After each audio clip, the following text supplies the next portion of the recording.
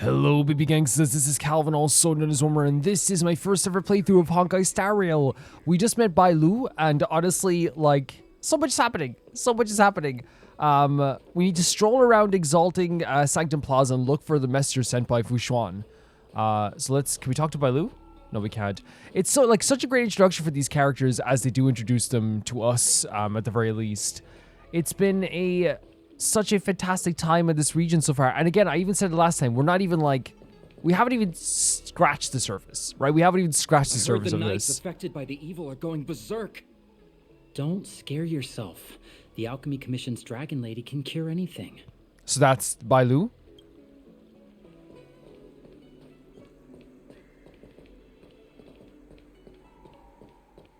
You look like a messenger, right? You're a realm keeping officer. Everyone please remain calm. This is an nice announcement suit from the Realm Keeping Commission General Bureau. Exalting Sanctum is temporarily closing its borders and navigation routes. The details will be outlined in the official bulletin sent to your Jade Abacus soon. A Jade Abacus? If you feel unwell, please report to the Realm Keeping Commission as soon as possible. We have doctors from the Alchemy Commission here who will see you free of charge. We will be distributing a bag of protein rice and emergency medicine to each of you. You can collect the supplies from me in person, or the commission can deliver them to your door. This is some decisive action, right? Here to collect the supplies. Hello, how's the Divination Commission faring? Thanks for everything you're doing.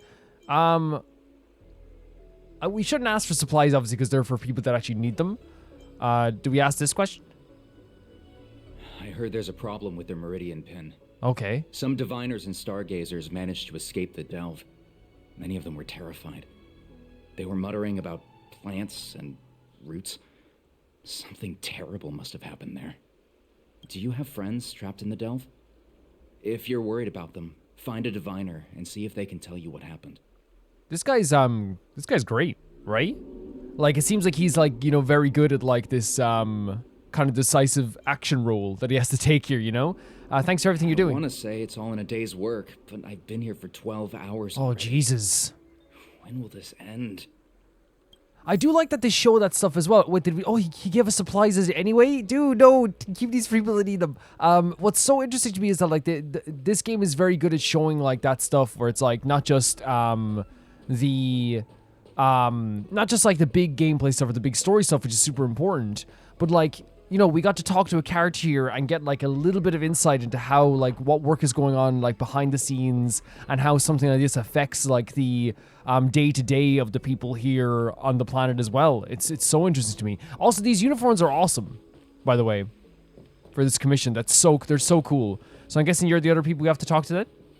Realm Keeping Orderly?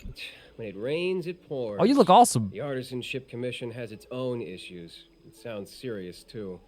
Go and inform the Cloud Knights. See if you can...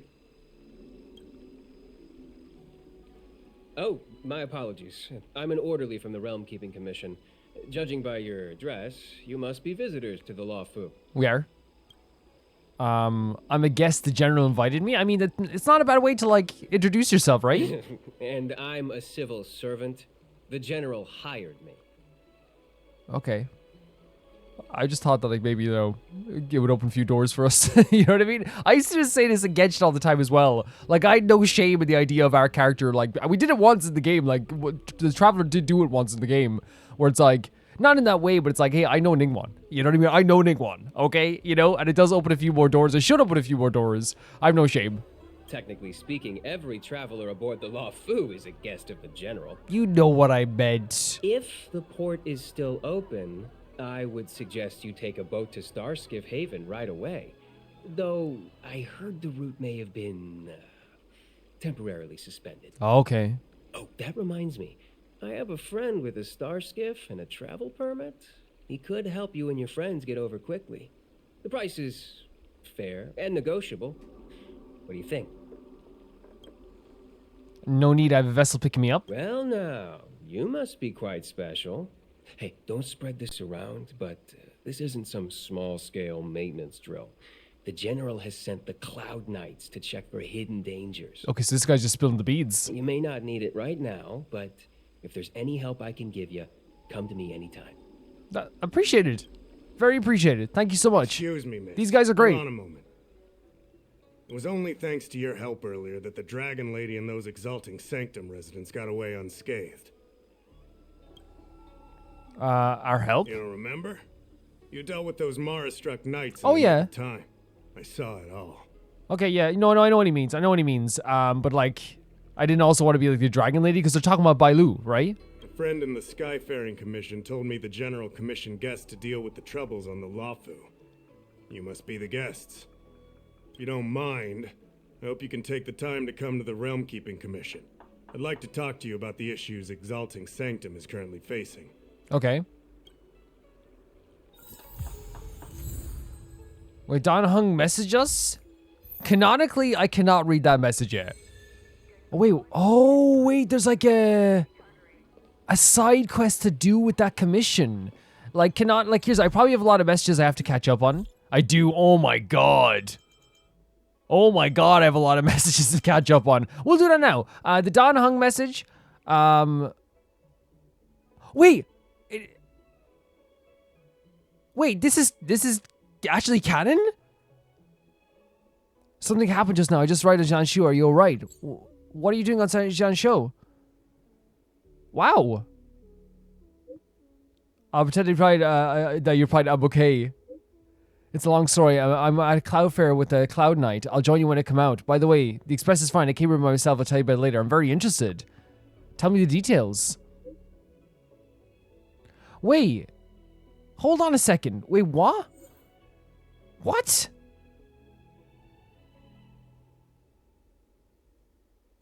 What is that? Wait, it's a story quest? It's not a part of the main story? How does that work?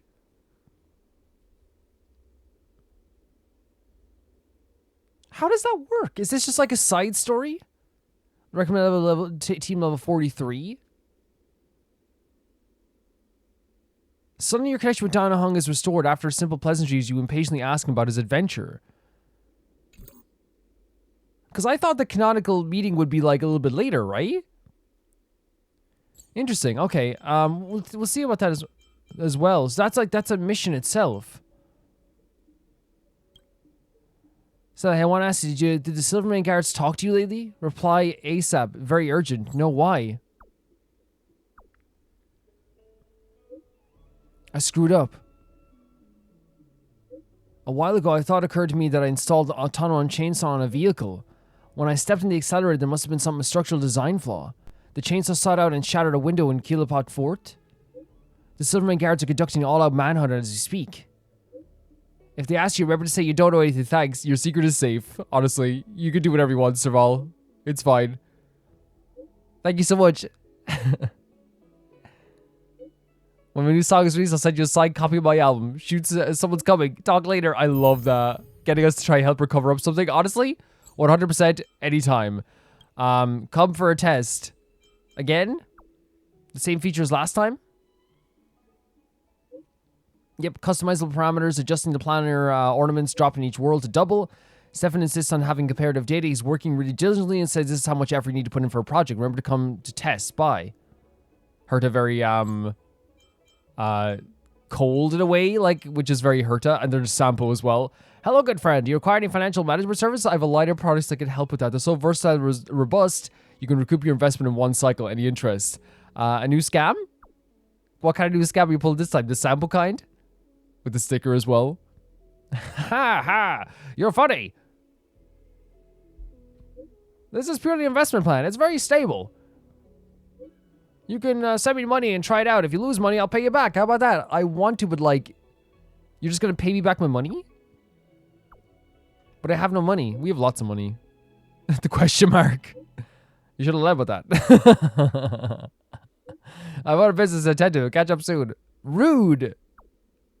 Honestly, very funny that Sampo could like be in an Undertale game and I wouldn't even like question it, honestly.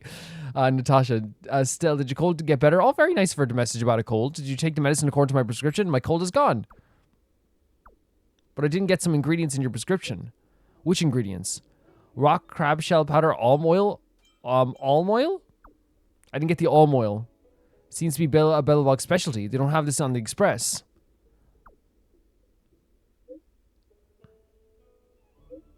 It's my mistake. No, no, no, no. It's fine. It's fine. It's fine. It's fine. It's fine. It's fine. Come to the clinic later. I'll prepare some medicines for you to use on the road. Thank you so much, Natasha. As a trailblazer, the health of your body is of utmost importance. You must take care of yourself. Thank you, Nat. I will. Thank you, Nat. Don't mention it. What's so funny is like we have such a love for Natasha. Like our character, like our choices when we talk to Natasha are always like anything for you, anything, Natasha. Everything around is afraid. Stella, have you ever felt that everyone around you is afraid of you and reluctant to tell you the truth? I've never been a leader. And it probably is because you now are in a leadership position. People are like, probably treating you the same way they treated Cocolia, just out of habit. Even though that's not you. I've never been a leader. So I just know to ask. It's okay, ask away. Ask away. My mother said that the life of a guardian is doomed to be lonely. I guess I need some more time to adapt. I also talked to Sela, but she looked at me bewildered and said she couldn't understand what those people were thinking. Sela is different because she is not afraid of you? Yeah, 100%. She's not afraid of you at all. And that's good. Is that so? Now I think about Sela is really not afraid of anyone. Oh, yes. Yes. Maybe I can find my own path as a leader. Yes. I'll do my best. No, I agree with her. What's happening here is that like people are definitely like being yes men to Bronya, where they're kind of like, they probably used to like treating Cocolia like with not kid gloves, but it's kind of a way of just like, oh, just let Cocolia do whatever they want. Whatever Cocolia says goes. And not questioning what Bronya says. But having someone like Sela there is really good. It's really good to have someone question you at times. The little guy we picked up a little while ago has been fixed. Drop us by to see if you have time. Oh, the other part of the mission. All right, I'll be there. I'll be waiting for you in Mrs. Svarog's. So that's the next part of Really Affectionate. Now, the way I'm going to do this is when we have, like, significant downtime. That's when I want to do this. You know what I mean? When we have significant downtime. I don't want to leave them all to the last second like I did last time, but we'll see how it goes as well. Now, I want to see if I can find out more information on, like, this Dan Heng mission. Is this something I should do now? Okay, so let's try this out. I guess this is the team we're going to be using for this as well? Yeah. Let's go for it. I'm not sure how it works. If the shipping passages in Cloudford changed even a little, the entire route would be drastically altered. Do you two know the way? So wait, this is going to be... Oh, okay, this is literally like like what happened with Dan Heng. Okay, through a mission. Okay, great. I do not. Look at this trio, by the way. The trio came together and said, what if we have like 3 amazing designs? We all look incredible. We're all pretty fantastic. I came this way. I know it like the back of my hand. Just follow me. No problem. So, silent but deadly. Let me know when you're ready and we can set off. Calling Dan Heng silent but deadly. That's so fun.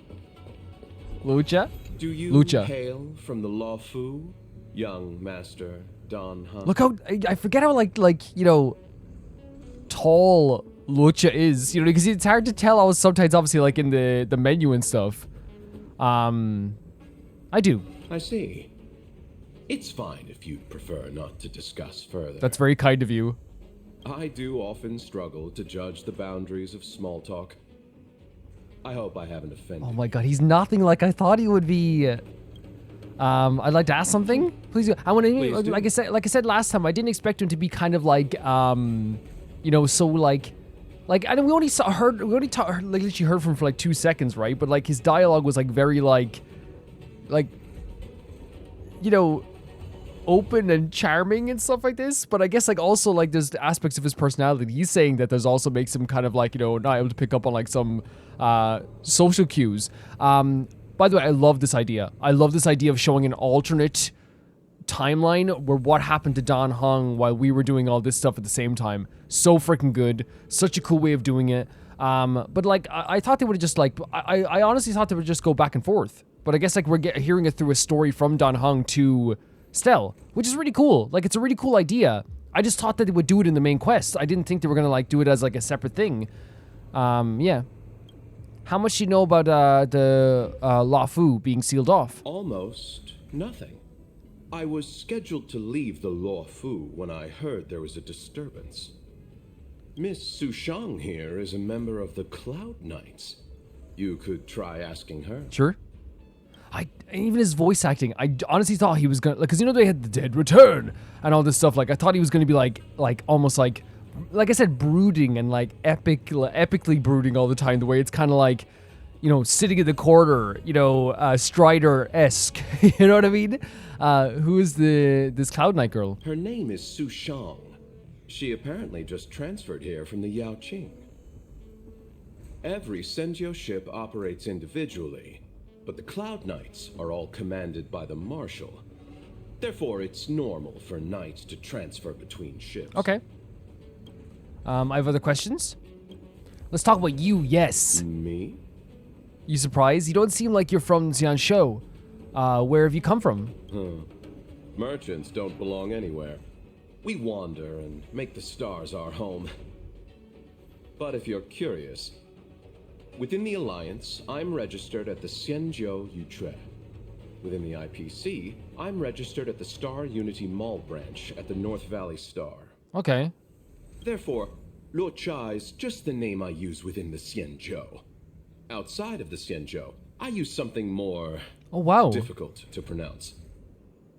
I'm guessing you want to know that. Yes, 100%. Yes. So it's just a name he uses when he's here, I guess. But when he's like not here, he uses. Okay, that's interesting. And it seems like he is like a merchant. I genuinely thought that he was like he was carrying something like kind of like sinister in that coffin with him everywhere. You're pretty good fighting skills for a merchant. The universe is a dangerous place. The IPC and the Alliance only provide for our safety during interstellar travel.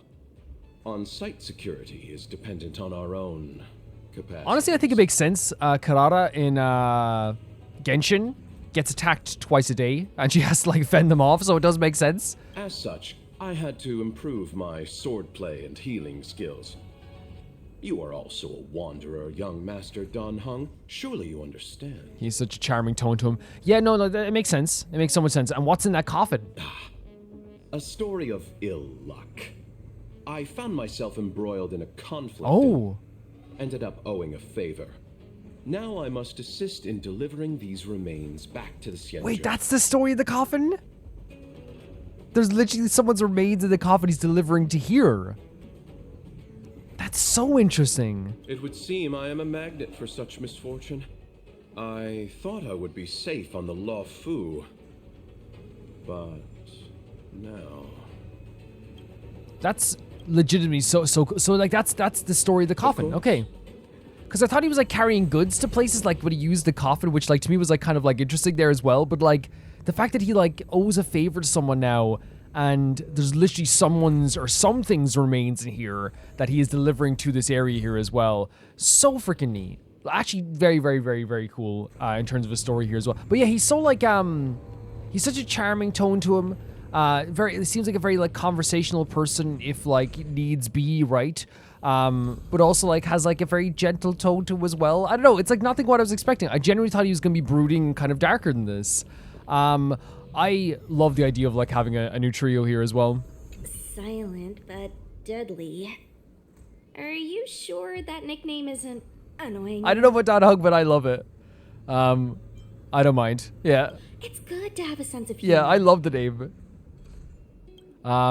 Yes, I'd like to ask you something. Go ahead. I'll tell you everything I know. How much do you know about the Luofu being sealed off? I heard they found an antimatter Legion bomb. Out of safety, they locked down the entire ship. They'll only reopen it after they've removed the bomb. I don't know if all that's true, though. Right. So is the antimatter Legion bomb, is that like a, like what they might call the Stellaron in a way? Anyway, the higher-ups didn't say anything. They just got me to evacuate the civilians at Cloudford. Okay. Have you met Luocha before? Nope, I met him when I met you. And I love that. I love that we all met each other at the same time. It's so good. But now that you mention it, maybe I did see him somewhere. He seems a bit familiar. Where would that have been?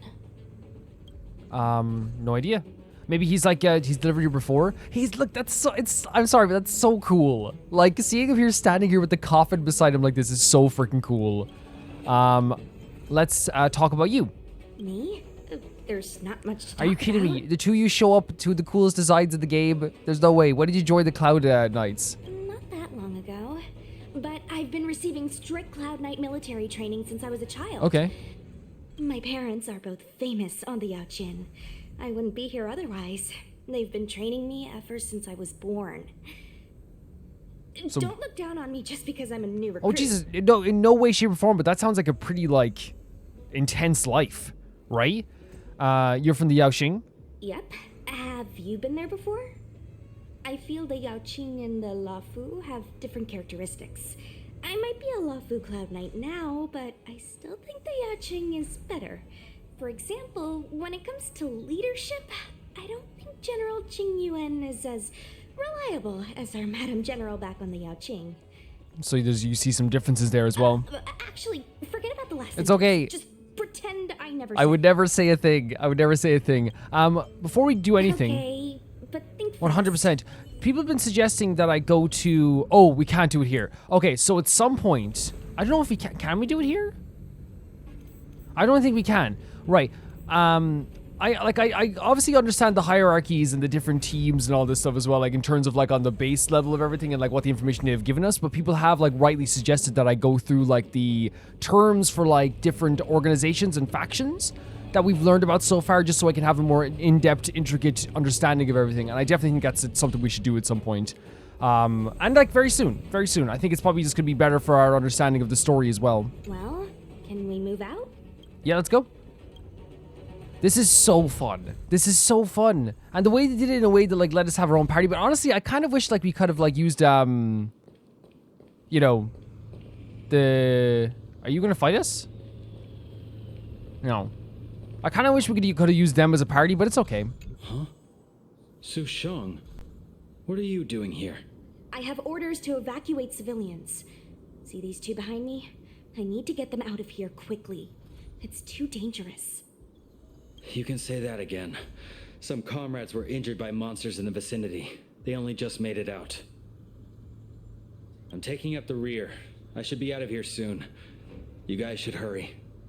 Showing the severity of the situation, that it's not just affecting, as always they do this in Honkai, that we saw recently as well, where they showed like how it's affecting the general day-to-day stuff of this place. Oh, we're going this way, okay. You know what I mean? And like they do a really good job of showing like how it's affecting everyone, you know? And it makes you like care about the world as a whole, not just like, oh, this is where we is he gonna see the March 7th stuff?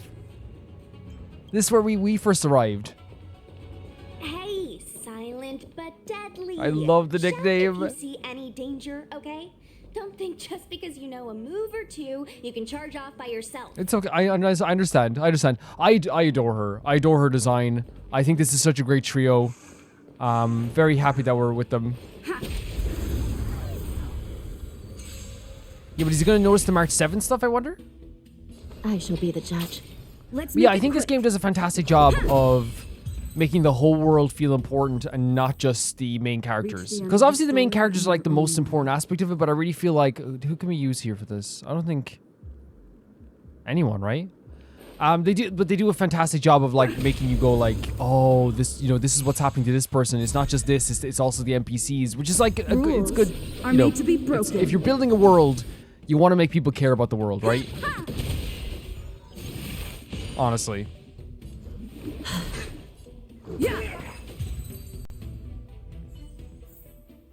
Reach the end of the story in your own. Don Hung, you gonna notice this? March is 6 Yes! feet ice. There was a fight here.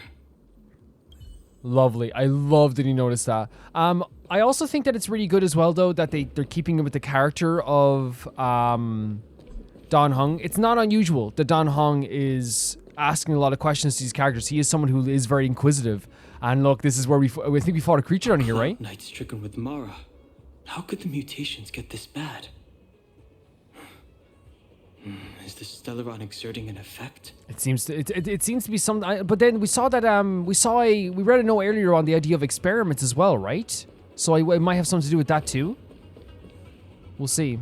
There's supposed to be a passage. Look at this trio. Why can't I see it?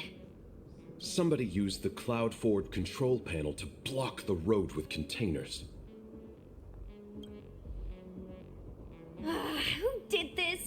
I'm terrible with machines and stuff. Hold on. How do you know? I'm sorry I continue to gush. This is just 3 like superb designed characters just like all hanging out together. Like they look so good, all of them. I'm a traveling merchant. I've been here many times. Now, for a Cloud Knight to be unfamiliar with the local topography. Oh, he threw the question back. I told you, I was only just transferred here from the Yaoqing. I don't come here very often. I think you should cut each other some slack, honestly. But I love that he like kind of threw back the question a little bit as well. Yeah, just 3 fantastic designs. Her design is like legitimately like probably like one of my favorite in the game so far. Panel. Oh, we have to go to the control panel. That's fine. Is that the one? Let me see. Whoa, Luocha, you've got sharp eyes.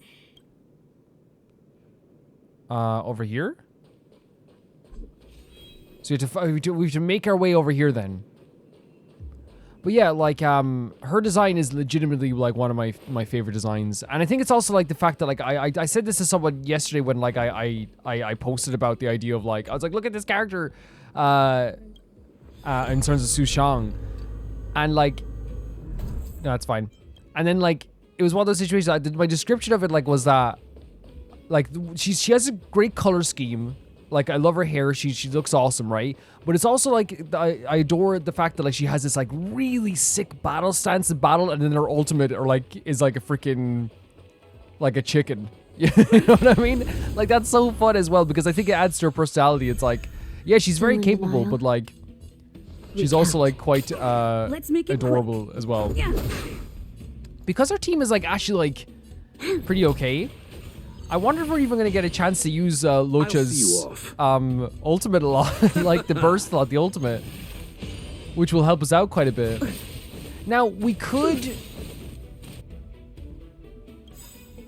you know, probably use Bronya's move to move his attacks up a bit. That might be a strategy. But we'll see how that goes. But it just seems like, you know, that we're doing like quite a good bit of damage right now. So there's a good chance we might not even get to use Luocha's move a lot. You know?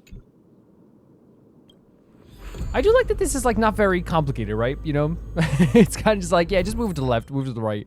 You know? It's pretty okay. Yeah, no, I love the idea of an alternate story. Like I said, like I wish we could have used them as a party, but I think they probably wanted you, especially since we're doing so many battles and probably gonna be a little bit, maybe the battles are gonna be a bit tougher in some cases. They probably wanted you to have a team that you're like fully aware of. But in our case, like we like, you know, I think we could have used Luocha pretty okay and you know. Let's wait and see. Actually, yeah, this is how we can get Luocha to like actually, you know, get his abilities faster is using his stuff outside of battle, maybe. Repay. The smell of No, it doesn't build up anymore there.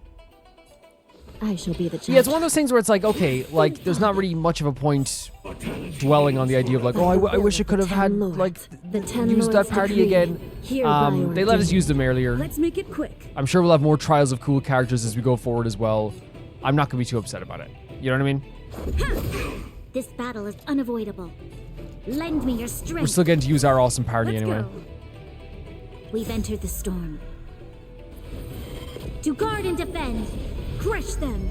And I don't mean awesome as I made an awesome party. I mean awesome as in like I love the characters, you know? Yeah.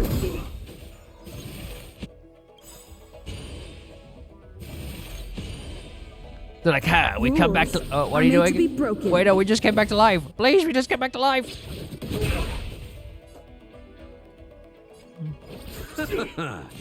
His laugh. I should have like understood that maybe he was a little bit more whimsical and from that laugh. I always just remember like the dead returned, you know? Recount.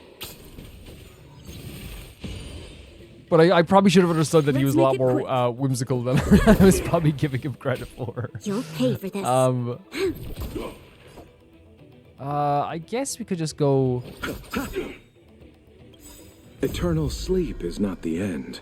The dead return! And that get rid of the Mara struck stuff? Right? Rules are made to be broken. Nice shot. Really nice shot there. Lend me your strength. Let's go. Yeah. This is serious. Oh. Should have used a single attack. Yeah, let's restore. Bloom. Much Because better. restoring actually does more than attacking, seems to boost up our regeneration. Maybe I'm wrong about that, though. Yeah. I have been wrong before, This and I battle will is be wrong unavoidable. again.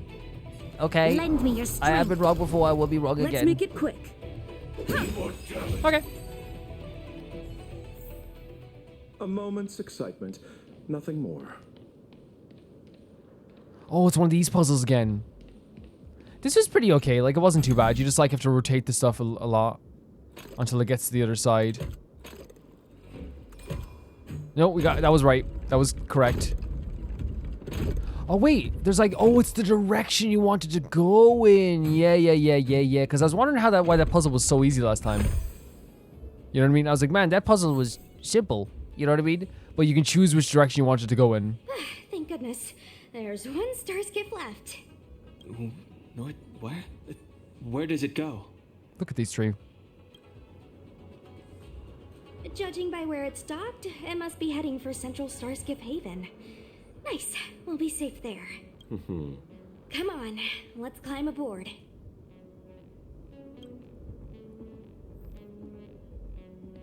Oh.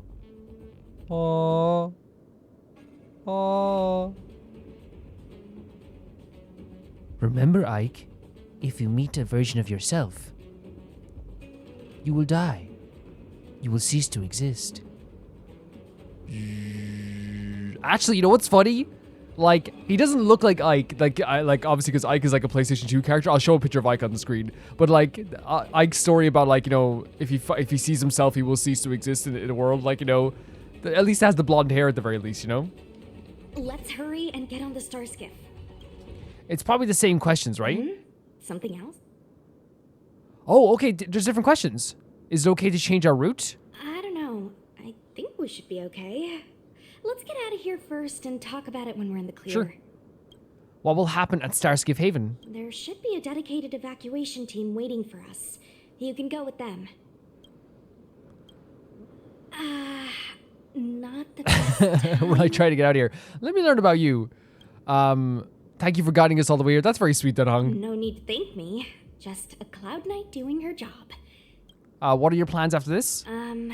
That depends on the higher-ups. If there's still civilians to evacuate, then I'll need to come back. So you're gonna be still working after this as well?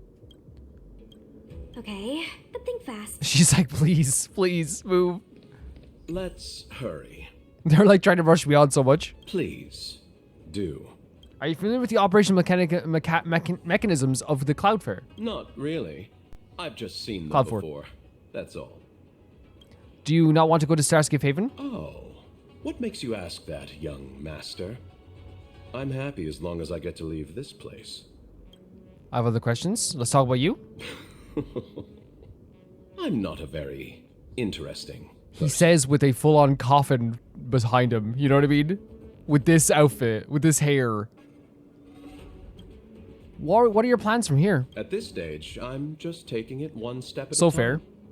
Thankfully, as a registered merchant on the Xianzhou, I get a discount on all my expenses.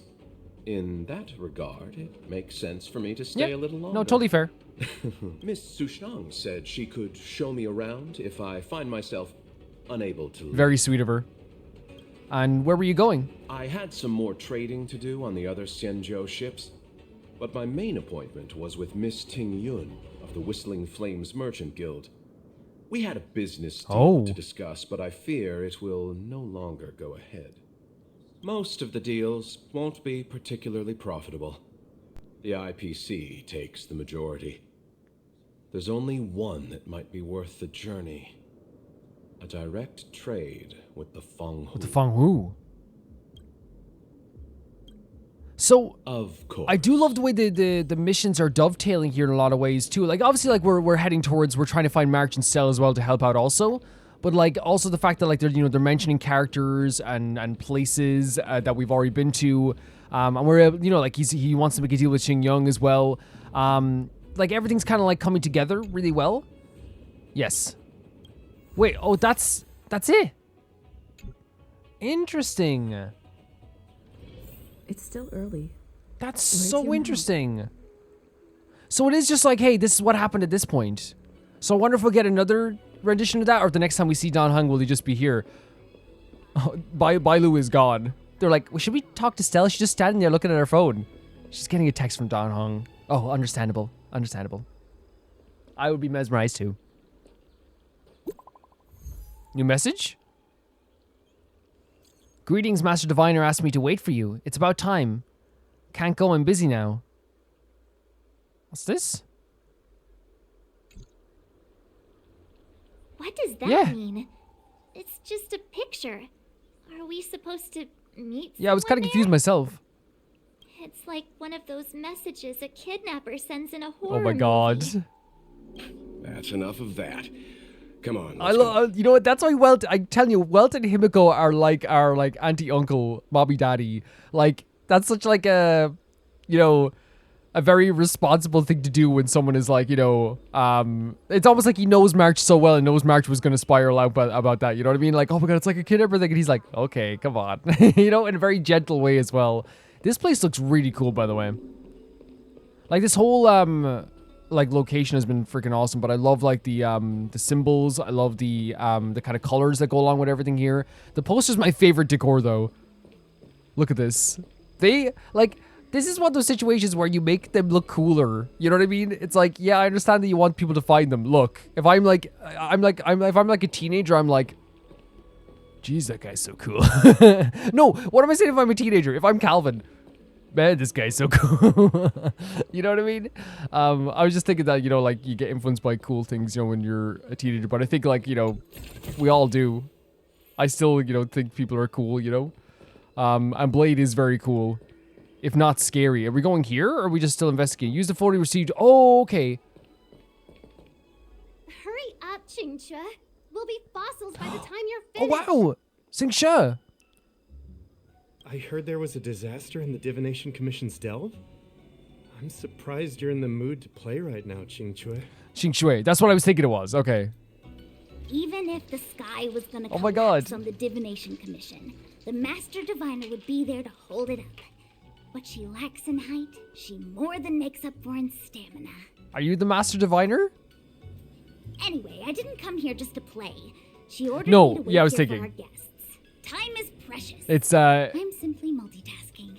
So this is actually another like introduction to a new. It's almost like we're getting new introductions to characters like every like few minutes now. I know it's going to slow down eventually, but like I do like it. I do like it a lot. So we have this character as well on our roster, and the Master Diviner I think you're talking about then is Fu Xuan, right?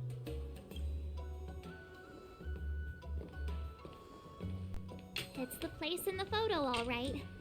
Is this a games parlor? What kind of problem can they possibly be facing?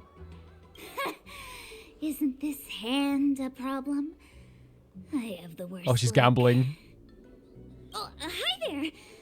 I can tell just by looking at you that you're the Divination Commission. Very sweet smile. Did you bring us here just for this? Do you even know how long we've been waiting? You don't want the Master Diviner to know you've been slacking off, do you? I would never, I would, like, I don't know. I would never, like, tell anyone for slacking off. I don't know. I wouldn't do it. I know, I'm sorry. I was going to wait for you by the statue, but... I love that, getting distracted by the excitement of the gambling. But folks from the Roman Commission descended on the area. It's too loud over there now. Look at her just. No, I love this character trait, right? Obviously, like, you know, it's like, you know, whatever, you know, gambling and stuff like that. But like, I think it's so funny that like she's like apologizing for like not attending to her business fully, and she's still getting distracted by her pastime. So I thought to myself, wouldn't it be better to meet somewhere quieter? March is grinding her teeth. And wouldn't that be more fun too? Better to show you the real existing sanctum and introduce you to a true Xianzhou pastime, Celestial Jade. I guess so. I don't know. I think she's hilarious. What? Victory! She would. Okay. No, I think she's absolutely hilarious. Now that my wish has been fulfilled, there's nothing holding us back. Follow me, honored Oh my god. Destroy. Look at this. Oh my god, a very adorable smile. A very adorable character and very funny. Very funny. That is so funny. I must apologize for your long wait, honored It's okay. It wasn't too long. Seeing your enthusiasm for this celestial jade game has stoked my It's the curiosity. best attitude to have, Welt. I'm glad to hear it. You clearly have excellent taste. If you're interested, I can show you how to play. Oh no, I wanted to see the dialogue. Ah, look. Is that a... It's an ancient tree. I was looking at this, yeah. We call it the Ambrosial Arbor. It was once the Xianzhou Loufu's prized treasure. I come from playing Dragon Quest, so like I love ancient trees. And I think like, you know, it's a big... It's I don't think it's just in JRPGs, but it's in like, you know, media, the idea of like a world tree or like a divine tree, you know what I mean? This has been a thing since in all media. It's not just Dragon Quest. Like it's a big thing in like in a lot of games I've played. So it never gets old for me. Never. I didn't know the Skyfaring Commission were history buffs. Not bad. Younger generations usually don't know much about it. It's said that the Ambrosial Arbor is an ancient remnant from when the Xianzhou roamed the ether. Oh, right. From a distance, it looks like half a tree stump. But according to records of the early nation, in its prime, it wound into the heavens, and from it celestial bodies hung. I know that sounds like very epic as well, and I think it would be like absolutely like awe-inspiring to like see, right? You'd be in awe. But like for me, like that also sounds just terrifying, you know? Terrifying. Meaning? It means the tree was as tall as the sky and stars hung from its branches. Yeah. Pretty like, but you know what I mean? Like it's beautiful to think about, but also terrifying in kind of like a whoa, that's big, you know? So, how big was it? Bigger than the Express? Bigger than Herta Space Station? No, that can't be. Look at this like skyline as well here with the horizon and the buildings. It looks so good. Stars hung from its branches. Then how did it fit in the Xianzhou? Technically, any tree in the spaceship fits this description. It sounds like an automatically magnificent tree. Yeah, it does. It sounds incredible, right? As I said, it sounded scary, but it's also incredible. Exactly. Let's just say it was bigger than your imagination. Anyway, it's just a legend. I see this view every day on my way to work. I'm kind of bored of it. Let's go. That's actually like a generally a thing that does happen with oh my god, you have a little I thought it was a cafe chair. No, it's a music chair. Because imagine like a chair here, you just get to look out with this stuff. That looks incredible now even, you know? That looks stunning now. But like this happens like with anyone who lives in any place. Like if you live in a place that has like a lot of historical landmarks, for example, a lot of times, like, you know, you're going to walk by and be like, oh, okay, there's the tree again. You know, you're not even going to think about it. But then you bring a friend from, like, a different place, like now, with us walking by it, and we're like, holy hell, look at this, you know? And the friend's like, oh, yeah, that is pretty cool, I guess, you know? Because sometimes when you're living in an area and you see these stuff all the time, you don't even think about it. You know what I mean? You don't even think about it anymore until someone else comes along and goes like, oh, that's actually incredible. You know, that's actually an incredible thing that I've seen here, you know? And it does look incredible. It does look incredible indeed. You'd be a tool to miss a tile in the... I love traversing through this town. Are you kidding me? Look how lively and bustling it is. I'm sorry, I thought we could walk down there. I wasn't looking at the mini-map. Like, generally looks so cool. Just a heads up, please don't go running off once we're inside. We won't, don't worry. Oh my Maybe god, the look at this Master Diviner's place. guests, but she hates people who don't abide by rules and regulations. Oh, and people who ask too many questions, not to mention... Please, don't push her buttons. Okay, no, that's fine, thank you. We're just here for the questioning. We'll leave as soon as it's over. Wait, there's enemies here like right now? I am very excited, in fairness, though, to have the questioning of Kafka happen, honestly. Kafka, like, obviously, as we said, one of the most interesting characters. Like, I feel like I'm looking forward to, like, you know, do it a very big degree. It's also funny that, you know, with the way that she was describing through Xuan there as well. She has a lot of little things that, like, obviously she's thinking about, like, all the time that annoy her. And we saw that there was kind of, like, you know, she was a little bit prickly, right? But obviously we don't know her very well yet as well. I shall be the But that goes for most characters, like, you know, it's just we Still in denial. you know, we have to, like, look at characters, Recount. you know, bit by bit, right? And see, like, you know, maybe the seeds for change or the seeds for something different in them as well. You never know with characters, like, how they're going to be. A character day 1 will not be the same character that could be on day 10. You know, and the perfect example of this, always for me, Lend me your is Bronya, right? Is Bronya. Obviously, we didn't hate Bronya at all when she first came into the game, right? But, like, I think what was like, you know, it's like, oh, this girl's, like, arresting us. She's being, like, quite forceful with us. And then, like, you know, almost, like, instantly, bit by bit, when she came down to the Underworld, we started to, like, love her even more, you know, and that just happens with characters. Some characters you will, like, instantly be like, oh my god, look at that, you know, they're so cool. And other characters you're gonna take a bit of time to kind of, like, warm up to. But again, like I said, it wasn't even like we hated Bronya. It was just one of those things where it's just like, it takes time. You know, it takes time to learn a character, learn who a character is. That's development. So strange. Something wrong? Oh, let me guess. The gate isn't working? I don't understand. It's never been locked before. And no one told me to take a key. Oh my god, the voice acting key. Hey, I know the food here sucks, but that's no reason to shut the gate on our guests. A very, I think Xianzhou is very, like, funny. Are you really from the Divination Commission? Is it possible you were fired? No, maybe something happened inside? Don't scare me.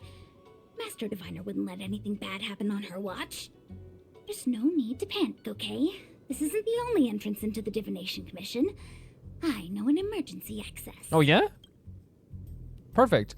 Yeah, she's just a really funny character. Like, the snappy, like, oh, the city skyline looks so cool. Oh my god. Yeah, the snappy, like, funny lines as well. Like, you know, hey, no, the food is bad. Or even, like, the gambling stuff is really funny, too. And even, like, the don't scare me. The voice acting is really good on these characters. Of course it is. Here it is. You seem Oh, the dialogue, I guess, got cut off again. on corrosion. What's going on? Oh, so it's the corrosion? Great. This gate won't open either.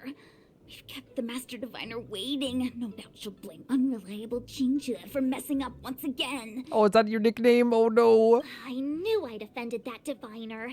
That's why she sent this girl to help us.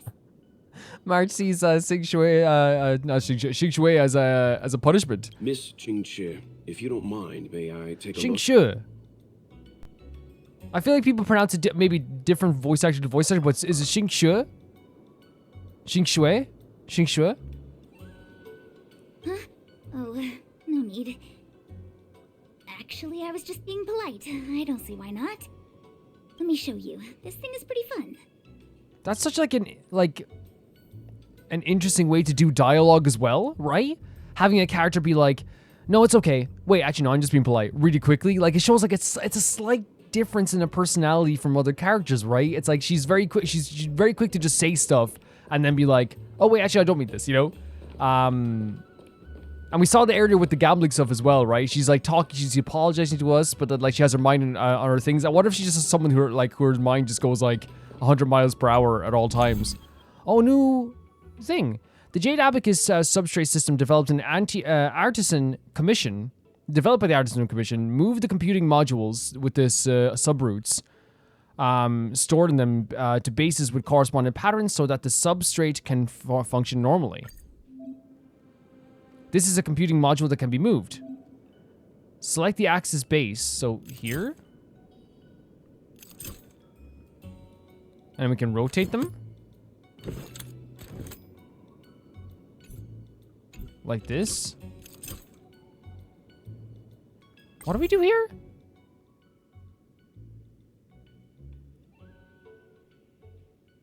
Oh, wait. I thought like you had to have it like in the other green you're space. Amazing, Mr. Yang. You handled that well for an outsider. I officially hand over the title of Keeper of the Loafing Gate to you. She gave you a job? Oh no, that's not her job, I guess though. Man, these locations are so good. Anyone here surprised? Anyone? No, not really. Trouble. Can't we run around to them for a change? I love March as well. Just gets like so sick of this stuff sometimes. It's really, really funny. Rules are made to be broken. Honestly, we could wait for the Mars truck thing, but like... Wait, they just dissipated? I shall be the judge. Yeah, you see what I mean? Like, I feel like we're not getting to even, like, because like we're just defeating enemies really fast, we're not even getting to use Luocha in a lot of ways too, but we will in boss battles and stuff like that, which we saw earlier, we were able to use them in boss battles. Is there an item this way, or what's happening with you? Still in denial? Recount. You'll pay for this. Lend me your strength. Let's go. Yeah. That should do it, right? Eternal sleep is not the dead. I mean, I don't know if we will we need stealth, probably? Yes, we will. Okay. Rules Perfect. are made to be broken.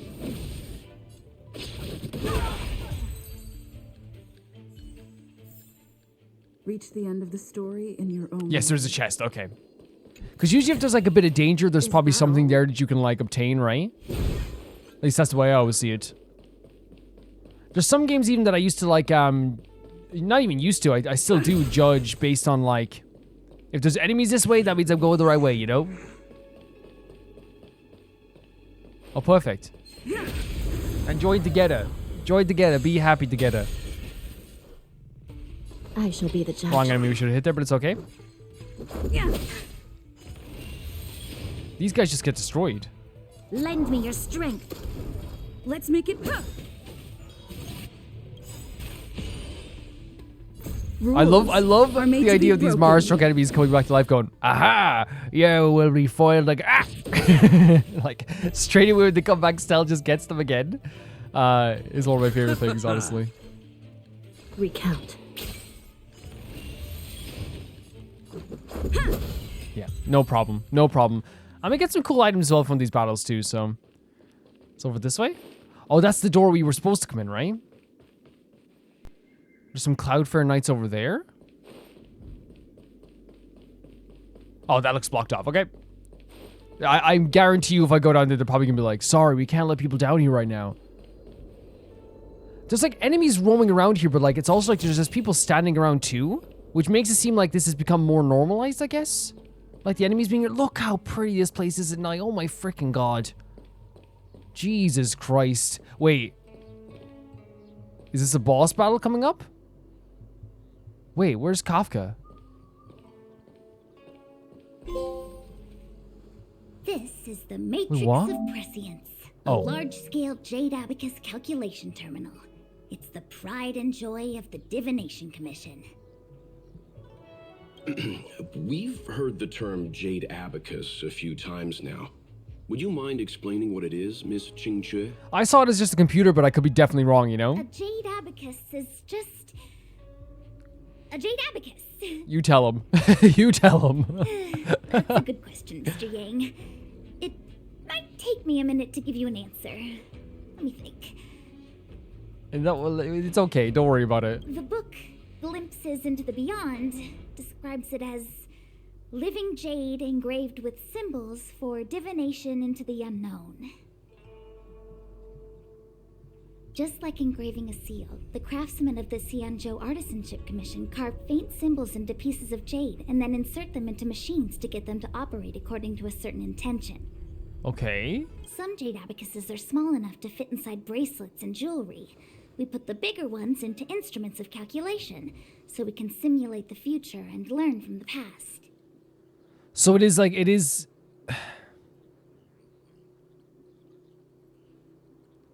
Okay, am I getting this right in saying that it is... Yeah, it's to look into the future and try to divine something from the future, but it's also the idea of...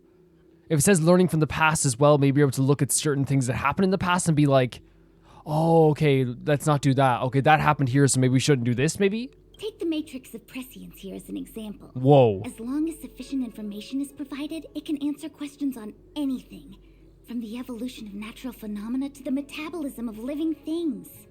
So this machine here that they have here, which is a giant, basically jade abacus, this, like, is one of its main functions that I can literally answer, like, anything as long as there's enough information provided. They say the theory behind the symbols was handed down by Noose, the Wisdom Walker.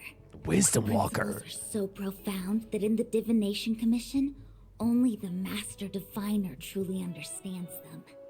Wisdom Walker is, I was thinking like they're that's what I was saying is like it sounded like they were talking about like as if they were computers, right? So like Stella has the same idea as me, because if you're talking about like they were talking about them as a way they were like either interfaces or something like that, or like machine type things or something. I don't know. Yeah, so I was thinking like computers, but like microchips maybe too. Seems like it, but Jade Abacus does sound a lot better. It sounds a lot more epic, right? For sure. Besides, ordinary computers don't have cool backstories. Technology handed down from Noose. Huh, even in Madame Herta's space station, I never saw anything related to Noose. That's pretty interesting, right?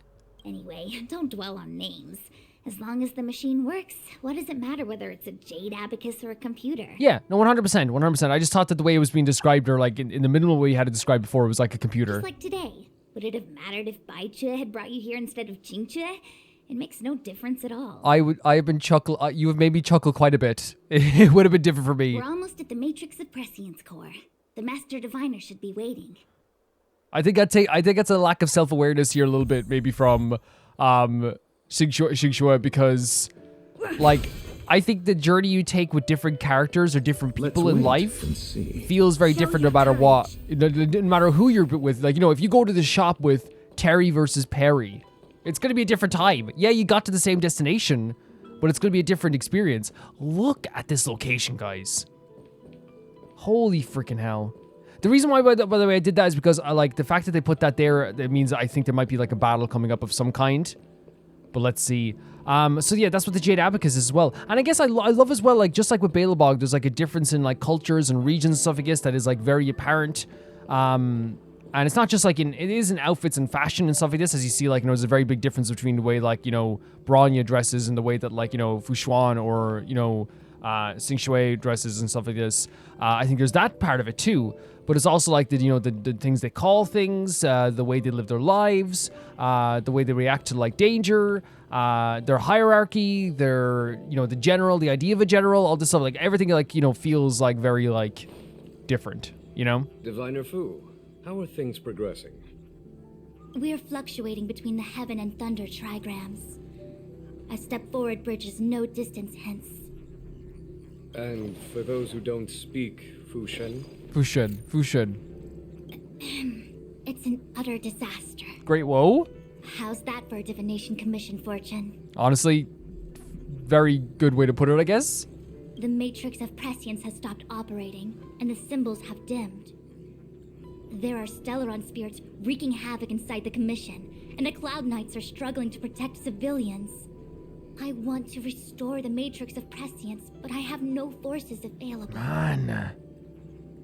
Like, again, they really are showing like how this is affecting everything as well. This track is really cool too. And on top of all of that, General, we still have to deal with the Stellaron hunter you handed to us.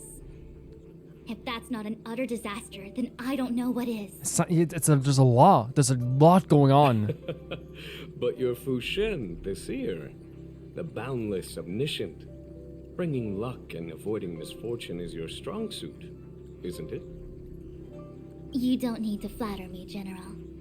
It's natural for fortune to fluctuate. There's no escaping it. The Divination Commission simply does its best to uncover the good and the bad and then make the right decisions. We have no magical means to turn the tide. Interesting way to put it, right? It's like the idea of like, you know, we were able to like look at like the options and uncover the options, but that doesn't mean that we can just change the future or change the outcome of situations like with the snap of our fingers. We still have to like enact like, you know, real actions to like try and turn the tide or change things, you know? And that is precisely why we need you in charge. When it comes to handling clairvoyant Stellaron hunters, who better than Fu Shen the Seer? As for reinforcements, you didn't think I'd be unprepared, did you? Wait, is he looking towards us? Oh my god, that's so cool. Help has just arrived. Master Diviner, I brought you the guests. Though, it wasn't your order I received. So general. Even guests are on the payroll these days? Oh my god, the cheeky smile up to him as well. Well, since they're here already, I may as well make use of them. Their dynamic is so fun. Their dynamic is so fun because it's like there's like a mutual respect, but also like a cheekiness to it, right? You know, they're like very like quietly, respectfully snarky with each other in a way, you know. Entering the Matrix of Prescience without my permission is a breach of protocol. Would be an ungracious thing to say in the present circumstances. I admit I'm pleasantly surprised to see you here. Okay, that's fine. This is what I'm talking about. Like, she was very prickly this before, but now she sees like there is like a thing that like, you know, it is. She's grateful for us being here, so she's like, look, I'll kind of cut back on that a little bit. You know, I'm surprised, pleasantly surprised for you to be here. Qingque is often unreliable, but she comes through for us when the need arises. That's very sweet. Glad to have us as your errand runners, aren't you? I thought you were going to have us escorted out. I was waiting for the Matrix of Prescience to resume operations so that you might gain insight into my divination techniques. It was rude of me to keep you waiting so long. There we go. Like, this is what I'm talking about. Like, this is why you uncover layers of a character and different personality traits of a character. You know, it's not just like, oh, she's prickly all the time. She's quite reasonable at times, too. But yeah, like, and don't worry about keeping us waiting, honestly. No need for the formalities. We heard what the General said. If you need something from us, just say the word. Exactly. Very well, then I'll keep this brief. The Divination Commission is currently understaffed. I need your help to restart the Matrix of Prescience's space terminals and eliminate the Stellaron spirits along the way. Sure. Won't be breaching these Xianzhou secrets in the process? Yes, but you needn't worry. You have my permission. Fantastic. Qingque will accompany you. She'll be in charge of restarting the terminal. As for eliminating the spirits... Psst. I hath divined our future. Oh my god. We are destined to be Marriage. errand runners. Forever. Honestly, though, like, we are errand runners, but this is, like, very important, right? But I love March's jokes. I really do. Just say the magic word. What? Which magic word? The universal one? Please? Did Fu Shen think that, like, we actually meant, like, an actual magic word? Please. That was a struggle. You could... That came out like a like... I don't know, like she felt sick. Good enough. Yeah, we'll take it. We'll take it. Qingque, restarting the base terminals will be your responsibility. They're tiny, by the way. They're both adorable. They're both... Oh, and forget everything you saw and heard just now. Do you want to forget what you saw? Is this what I get? No reward and a bunch of extra work? I love that sometimes, like, the voice actor for Xingque, when they're talking, it sounds like you can hear them shaking. You know, like when someone's really, has, they get so angry that they start to shake, you know? You know, you can even hear the voice, look. Is this what I get? No reward and a bunch of extra work? You know? The Master Diviner wants me to restart the Matrix of Prescience's base terminals. And bring you along for the ride. Your time to shine. I sense a promotion and a raise. I worked so hard on getting transferred to the repository. It's the best place to slack off and be invisible. They were kind of like, you know, best to just get a cushy job, I guess. Now I actually have career prospects. This is terrible. Oh, she's hilarious. Screw it up, they might fire me. But if I get it done right, they'll send me more work. Yep. One of the worst, I think, like, I don't know, like, who said, like, one of the worst things you could do in some workplaces is show that you are, like, the most capable person for these jobs. You know what I mean? I'm gonna ask more questions next time. I could be playing Celestial Jade right now. There's like real sadness in her voice as well. No, I think it's so freaking, that's such a fun character trait as well. She's just like, she literally just wanted a cushy job, and now she's like, oh my god, they've seen that I'm good at this stuff. Oh no. Let's talk to Xinwan as well. It's been a while, my astral guest. It's cool to see you again. Thanks to you, the Luofu has successfully brought Kafka to justice. I am truly grateful. There hadn't been a single Stellaron hunter arrest since the Inter-Astral Peace Corporation issued their bounty. This is a victory for the Xianzhou. So you guys and the IPC are in direct competition. Let's split this use bounty 50-50. You didn't give us a full picture of, yeah. Fu Shen's matrix of prescience was able to go one step further than Kafka. To maintain the upper hand, I had to keep it a surprise. I hope this hasn't made you doubt my sincerity. Okay, so that makes perfect sense to me if that's the case. So what happened there was Fu Shen saw what Kafka was doing one step ahead of Kafka. And because of that, she was able to like move in there. But also like in my head, I had the idea of what Well was saying as well as the idea of like, but what if she was also like one step ahead and knew that was going to happen in some way? I don't know. It's very like, there's a lot of like intricate details, and I just think it's going to be, it's like, it's very good story-wise and conflict-wise to have characters that are all very capable of what they're doing, you know, pushing back and forth against each other and not exactly knowing exactly who has the upper hand at any time. It adds like a layer of like uncertainty and concern to the story as well, you know? Next time, maybe ease off on the surprises? I promise to be more transparent next time. At present, Kafka has no intention of speaking, and the Stellaron hunter's motives remain unknown. We must rely on the power of the Divination Commission to unearth the truth. Okay, so I wonder if she is waiting for something. Unearth the truth? You mean interrogate Kafka with the Matrix of Prescience? Precisely. The Matrix of Prescience is the Divination Commission's ultimate weapon, and was originally used to calculate navigation routes and predict future events.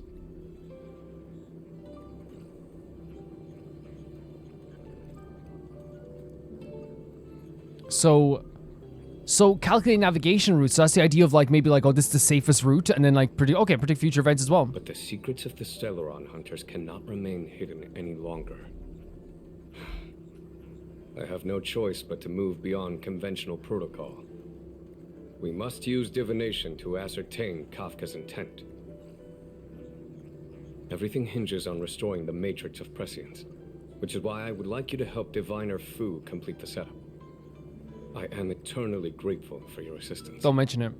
Yeah, here's the thing. Usually it's one of those things where it's like, you know, when there's a sense of urgency about something, it does make you feel like, you know, a little bit tense as well. But in this situation, as we said, like, you know, Kafka's plan is so uncertain to all of us that it is terrifying. It's terrifying to not know what she's thinking at all times, you know what I mean? And I think she likes it that way too. This is really pretty, isn't it? Let's go. It's like a teleport. Oh, down here? Holy hell, this place is gorgeous. Like the night, like I thought that was all these areas were beautiful in the daytime. They look so incredible at night. Let me see. This is the temporal terminal. Observes the potential of the temporal plane. They say this terminal is designed to retrieve information related to time. So just step into it? Or is it a little puzzle? What is this? Mutair Magnus is a large-scale jade abacus calculation terminal used to calculate shipping routes and predict future events. To activate the base terminal, simply move the layout on the ground to match the pattern with the shape that is shown. Oh, okay. So we have to put this here. And this over here.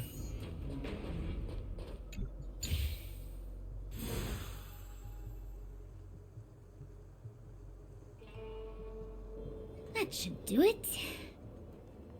That was pretty simple, right? What? You just matched up those symbols. Is that it? Yeah, it seemed very simple, right? The more complex something is, the more important it is to keep it simple. don't you think? I guess? If it's so simple, why didn't your master diviner come and do it herself? Maybe deep down she just wants to be lazy once in a while. Like me. I mean, I think everyone likes to be lazy sometimes, you know? But sometimes you just call it relaxing, you know? No shame in that. So we have to do this again, do we? Because there's other places as well. We have to do it in every single location. This is, like, a really fun idea for a puzzle. It's very, as I said, it's very simplistic. But, like, I think that the game acknowledging how simplistic it is very cool, too, you know? If something is, like, a complicated thing. Sometimes having the simplest of, like how would, like, repair? Okay, we can do this again now. Like, how do I say, like, in the same way that, like... How do I say it? In the same way that...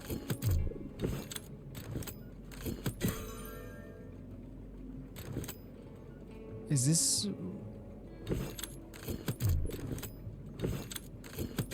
And then... Oh, sorry. No, I know what I have to do. We have to get the other symbol over there as well.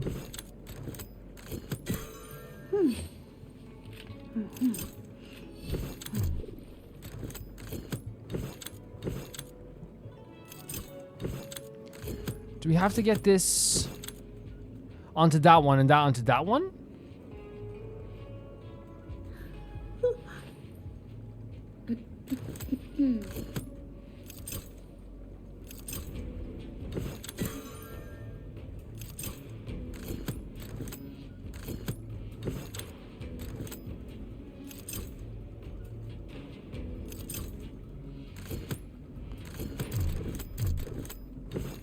Like, if I move that...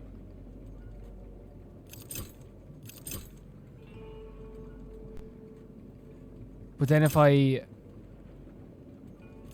How do we... Because if we do that, we get that to there.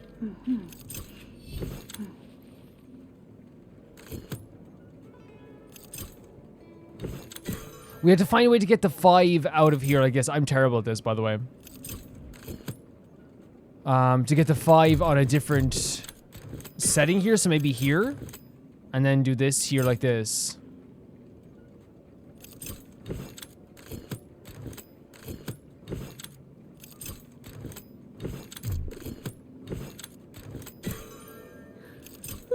And then just move that around here like that.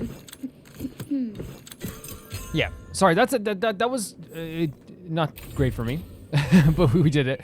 But yeah, also, like, I was gonna say, like, the idea of, like, having a very overcomplicated thing to deal with here. What is this? Oh, what the heck is this? It looks like a walking game. It's an interesting design, yeah. Take it easy. There's nothing supernatural on the Xianzhou. It's an aromaton. It's guarding the matrix of prescience. They're stationed at various strategic places. I feel like it needs a sign saying mortals forbidden or something. Are you sure it won't fly into a rage if we walk past it? Marcia always asking the right questions, honestly. We're here by order of the Master Diviner to restart the Matrix of Prescience. Friends, not foes. Passage prohibited. Oh, there it is. Look at this, like a freaking like a bionicle. March, you should join the Divination Commission. Quick. What? Repay. And we start off with this as well. Smell of sin. I shall be the judge. Let's make it quick. By the will of the 10 lords decree. It's a cool looking enemy design, right? Ordained. Obviously, like, I don't think it actually looks like. I just meant the hinges look like a bionicle because, like, honestly, I like I was never into bionicles myself, but I do think this is like an interesting design. It does look like it's like almost like a. I think what March said is true. It's like if a gate like became sentient. Like, look at the back of it as well. Like, you know, very interesting design. Your strength. Let's go. We've entered the storm. To guard and defend, crush them.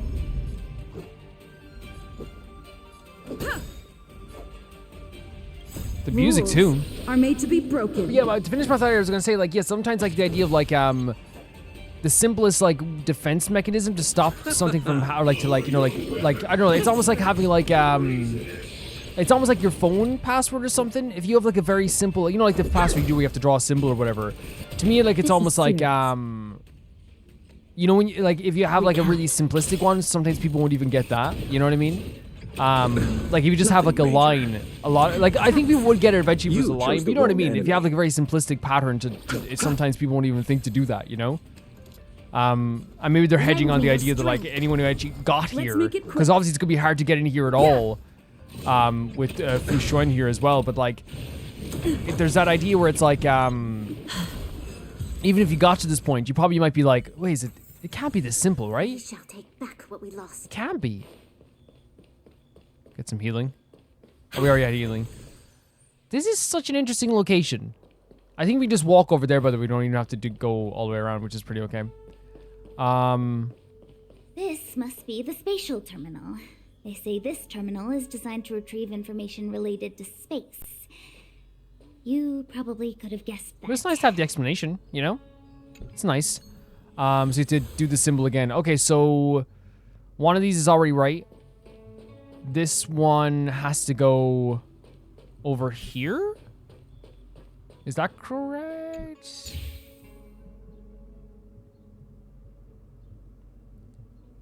No.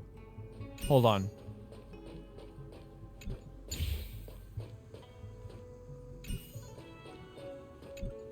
I'm trying to see where this will go now as well. Like this? Yeah. Activated just another one as well. Done. Next. Level 50 abomination, by the way. Let's wait and show your courage. Yeah, we're going for it. We're getting the chest. Whenever I see these boys, I gotta fight them. I gotta. Still in denial? I shall be the judge. This is our chance. It shouldn't be too bad though. Yeah. Rules are made to be broken. They're gonna come back anyway. When we oh, I guess those guys don't. I'll see you off.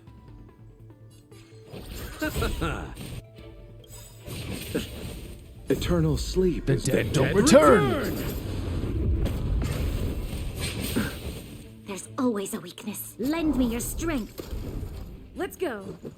Wrong way to do that, by the way. Recount. Nice break shot as well. By the will of the Ten Lords' decree, hereby ordained. You chose the wrong enemy. Receive divinity. That's troublesome. We've entered the storm. To guard and defend. Her like ultimate is so freaking cool as well. Yeah. This battle is. I shall be the judge. Let's make it quick. A lot of enemies here, isn't there?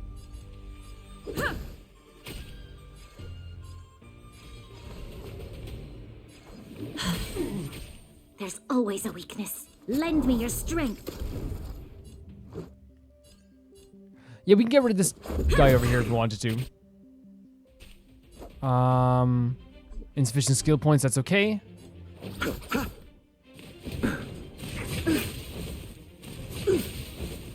A lot, but again, I have no problem because I actually want the actual chest itself. Eternal sleep is not the dead return. And we have a buff here too, which is fine. Are made to be broken. Lovely shot. Lovely shot. Recount. Let's go. Insufficient skill. We have to be wary of our skill points as well. Pay for this. Super wary of our skill points. I'll see you off. Receive because if we get to a point where we don't have healing with Luocha, we're gonna be in big trouble. We are gonna be in big trouble. Lord's decree, hereby ordained.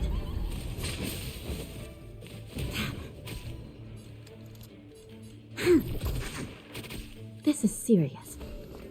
I shall be. Because now we're just like we need Cell to get her special ability in. Again, I don't know why I did it that way. I think I just thought it was on. Yeah, I just I think I went too fast. That's what happened. That's definitely what happened. Let's just be honest with ourselves. I thought I had the mark, but I should have just waited a second and just looked at what we were doing. Crush them. There we go.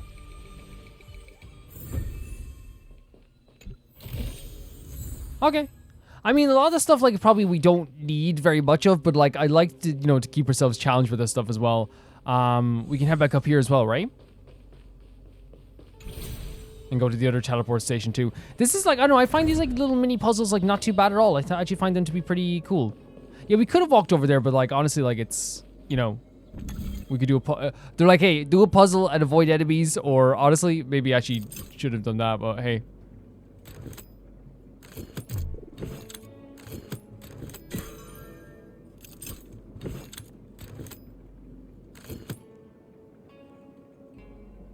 Wait a second. Let's move it to a way that it would still go on to the 5, I guess?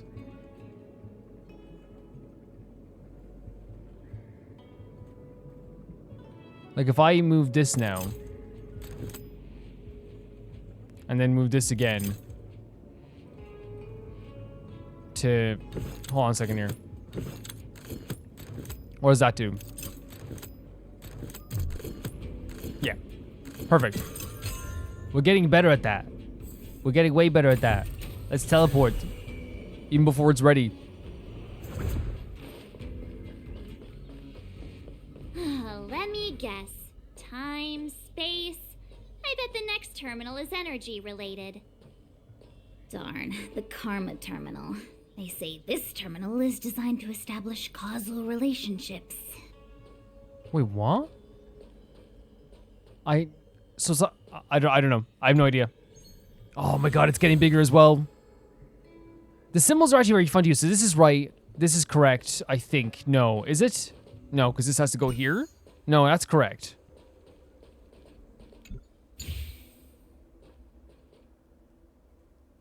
This has to go over here. Right? And then this has to go over here? Yes! So that's how it works. You tell him so.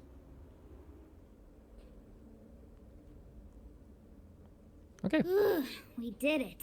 All 3 terminals activated. Oh, there's like enemies all around here, by the way. Report to the Master Diviner. What's good about this game, though, I do like it, though, we can come back to these areas, right, and fight a lot of these enemies, which is pretty good, you know? It's pretty good. Well done, all of you. I can sense the matrix of prescience symbols re-illuminating. Now, to interrogate Kafka. Those of you in the core may feel a few... I can't believe we're even doing this. Like, I can't believe we're even, like, going to get, like, to even talk to Kafka. Are you ready? I'm ready, but not ready. You know what I mean? I'm ready because we have to be ready. I'm not ready, though. Is this really necessary? Oh my I god. said I'd cooperate with you. Yeah, but now we're here. Oh my freaking god. I have no interest in the words of wanted criminals, especially those skilled in the art of manipulation. My heart's already... Okay, let's go. Let's go. Let's go. So, say what you will. I'm here to witness the divination of the matrix of prescience.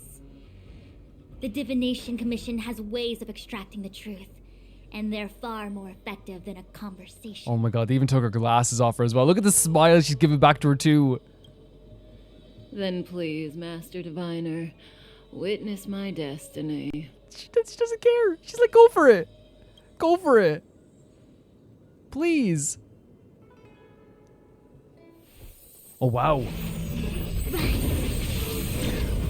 Holy hell. Oh. What a freaking visual. Look at this. But she's still smiling. Look, she's happy about it. Oh my god, Kafka, what's she doing? What did she see? What did she see? What did she see? Why you're here? All for that? All for what? Look at this. Well, not what you were expecting. What did she see? By the way, that scene was like... I can't believe it. What is it? That scene was so cool looking. But like just the way that Kafka was like, you know, anyone else would be like terrified in a situation like that. Kafka like was waiting for it, smiling down at this Grand Diviner, right? Holy freaking hell, Kafka! What does she want? No, I can't get over how cool that looked. But the matrix of prescience cannot be wrong. Wait, what? What did you see? Kafka has nothing to do with the Stellaron, but you. It's you. Wait, what? What do you mean? Absurd. I'd never have thought What do you mean it's us? What just happened? It's about the Stellaron. Ask her yourself. Take as long as you wish. Is it something to do with the Stellaron inside us as well? And she's there smiling like she's like at a like she's in line at a bakery. You know what I mean? like look at her. Like this is a terrible. This is not the place for smiling like this.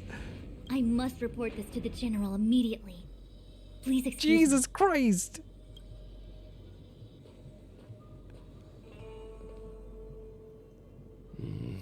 You go ask I will. her. I think she probably would talk to us. I don't know. There's something about it. I know you still have many questions for Kafka yourself. Yes.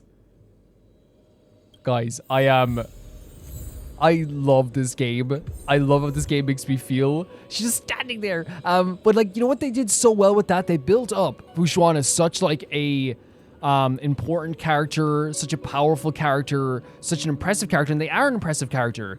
And they built up this idea of like we had to do the full puzzle, had to do all the stuff to like really do this divine stuff. And to me, like it's just great writing to have like the character that we know to be like another character. Kafka we know is like already scary, but to have the Fu Xuan who's been built up as like this character who like, you know, is like so respected. She's so powerful. We saw how powerful she is, and in that moment, she was taken back and startled by what she saw in Kafka's mind. You know what I mean? Oh my God. Hello, March. You go. I don't want to talk to that It's woman. okay. Be careful, though. Don't get fooled by her again. I'll try not to. Are you kidding? I'm an expert now. Got it. Fool me twice, shame on me. Nah, you're the one more likely to get fooled. Fool you what now? Ugh, stop it. I'm getting Fu Xuan vibes. Fu Xuan. No, honestly, like, this is incredible. This is such an incredible scene. It really is. If there are questions you want Kafka to answer, now's the time. There's so many things I want to ask. I don't have to ask her anything. Is there anything you want to know? There are many things I want to know, but they can. I just want to talking about like the idea of like Welt is like a father figure to a lot of us, right? And I know he's like not like, you know, probably old enough to be a lot of our dads, but like, you know what I mean? Like it's such like a, yeah, I have my own needs as well, but like I understand that you need to ask these questions and you're so confused about your life too. Like there's a care there also. Oh my God. Be nice to me. Be nice to me. Hi. Hi. You haven't changed a bit. Neither have you. I'm sorry you have to see me in such a sorry state. Kafka, why are you saying that? You know that you're handcuffed? You were floating, levitating in the air against your own will, and still you look like you are in the most control in this place. Are you hurt? You don't look like you're in a sorry state to me. Really? Well, that's good.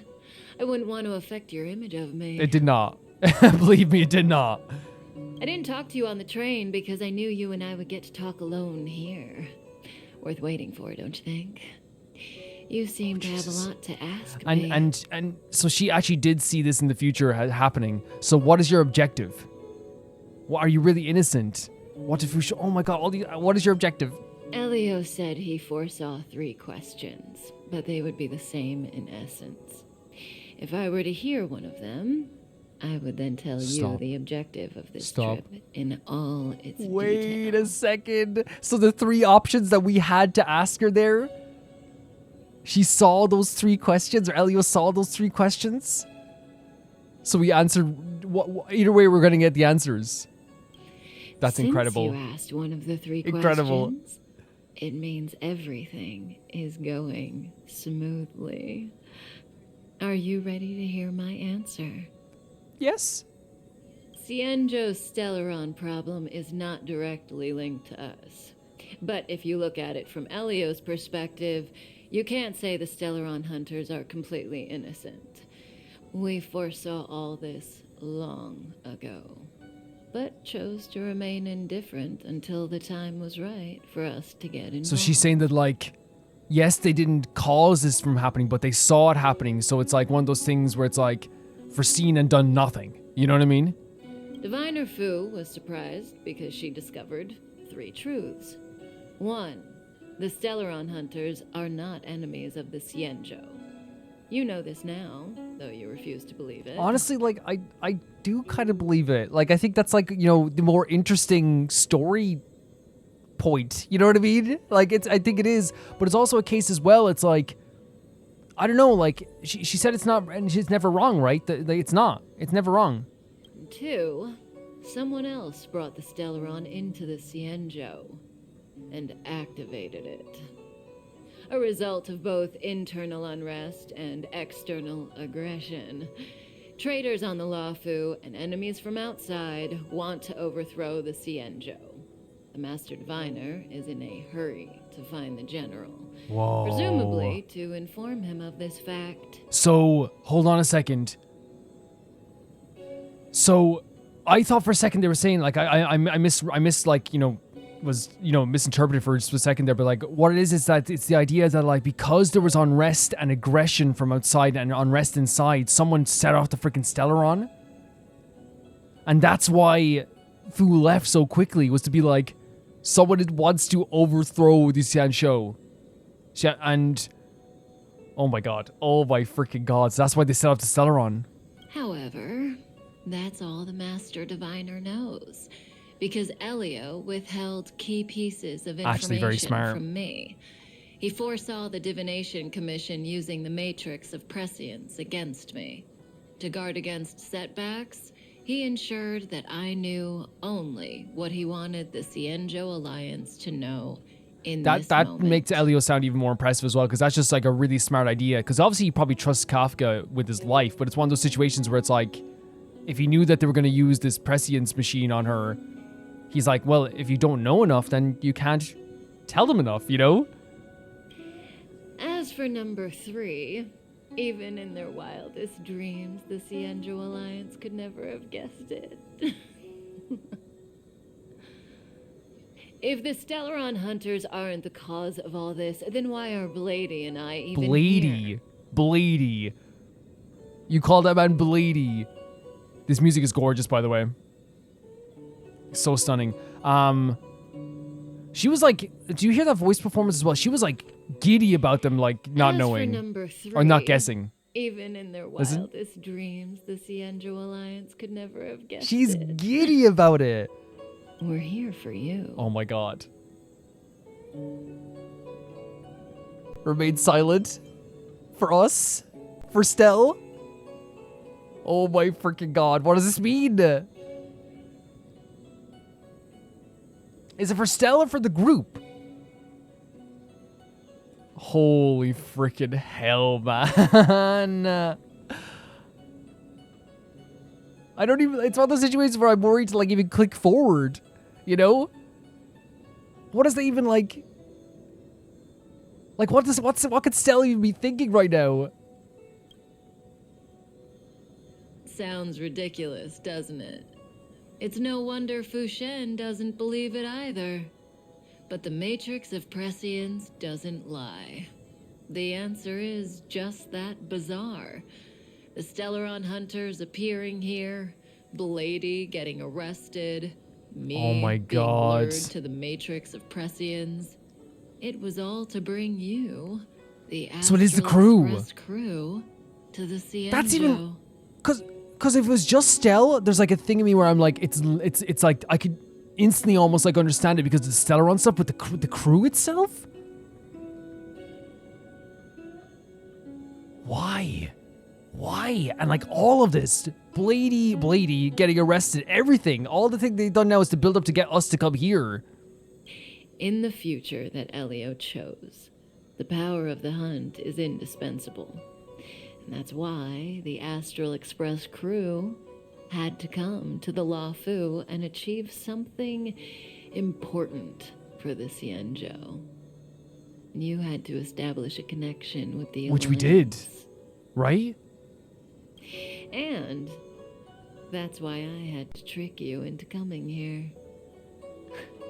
I needed you to meet the Luofu's general in person and to help him resolve the Stellaron crisis. I needed the Alliance to owe you a favor.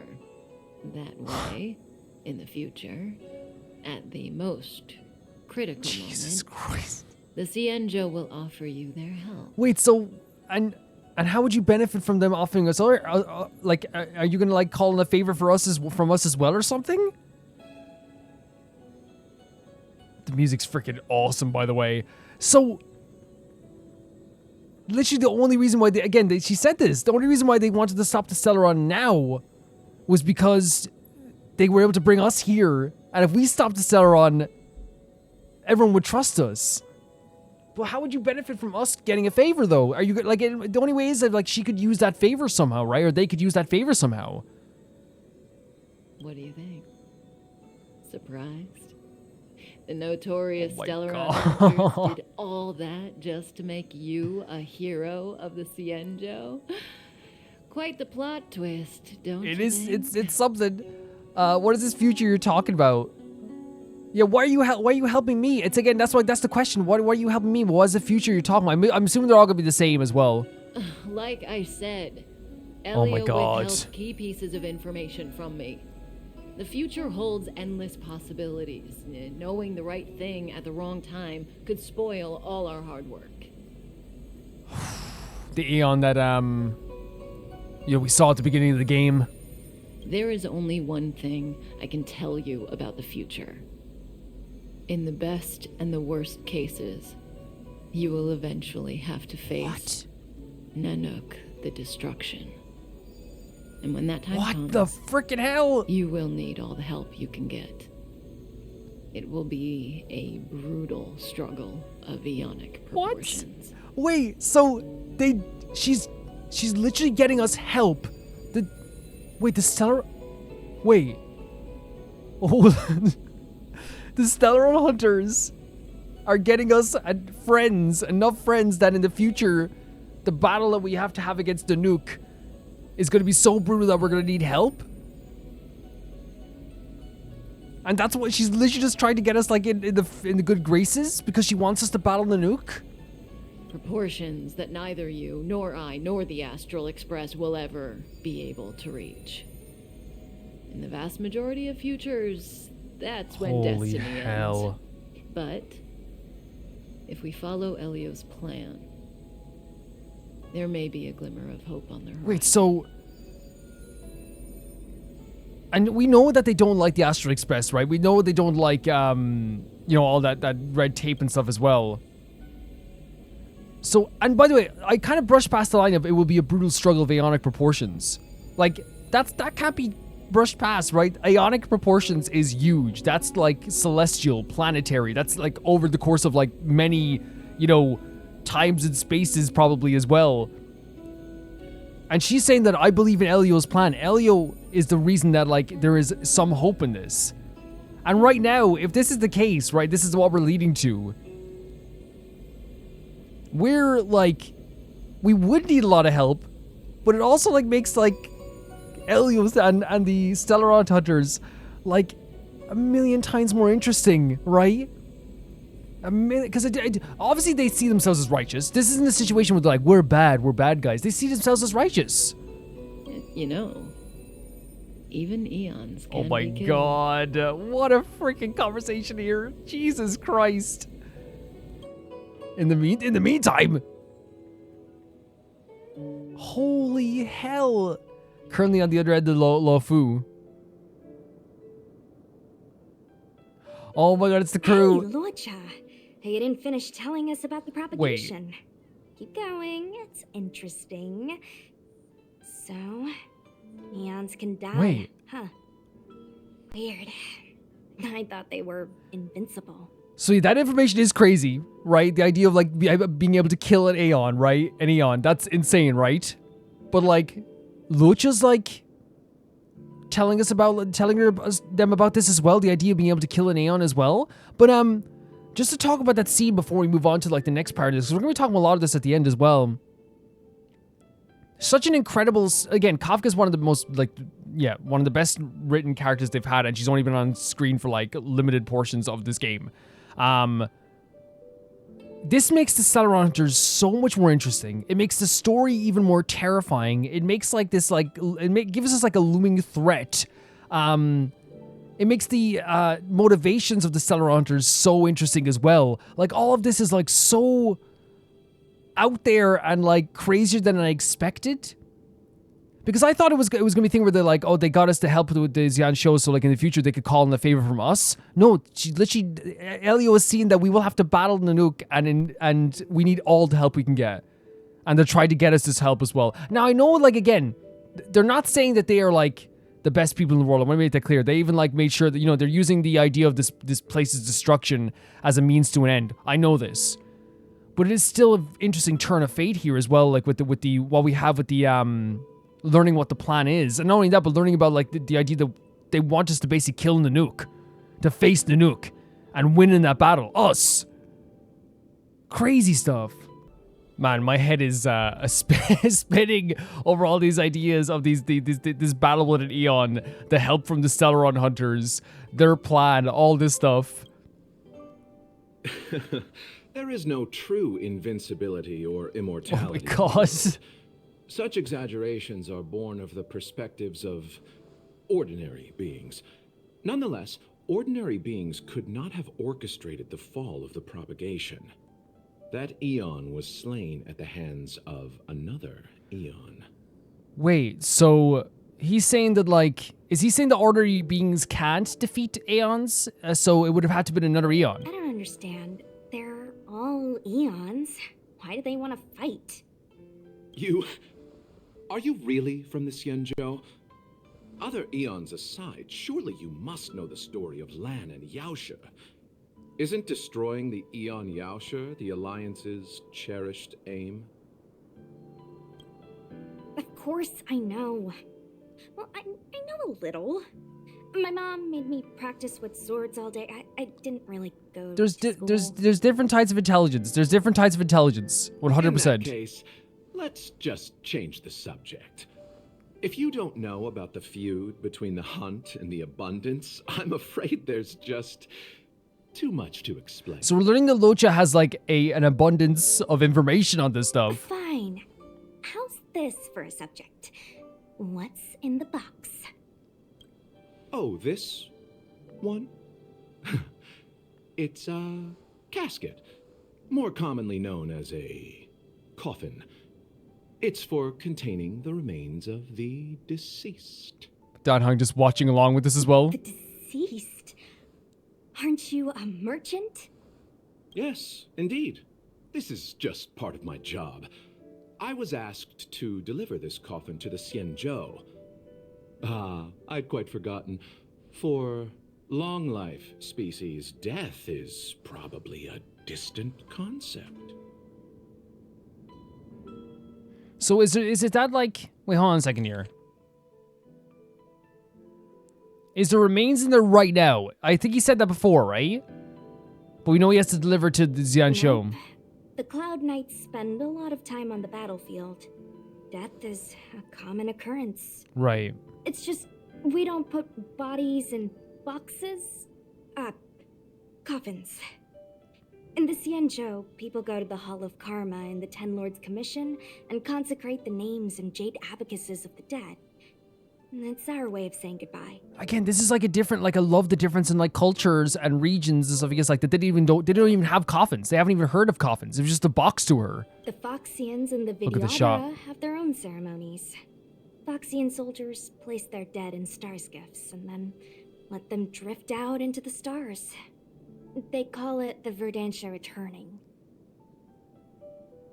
As for the Vidyadhara, they're more mysterious. They say that when a Vidyadhara is very old or has a fatal injury, they turn into an egg that looks like a pearl. When the shell breaks, they come out looking young again. I think this is what Bailu said she was? My mum calls the Vidyadhara long scions. When I was young, she told me stories of how the Vidyadhara could turn into dragons.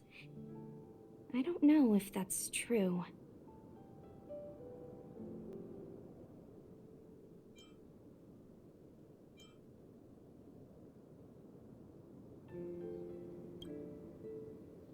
What do you know? silent but deadly, speaks. Oh my god. Your mother is right. The Vidyadhara are long scions.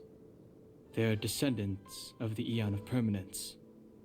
That was why some, but not all, could turn into dragons.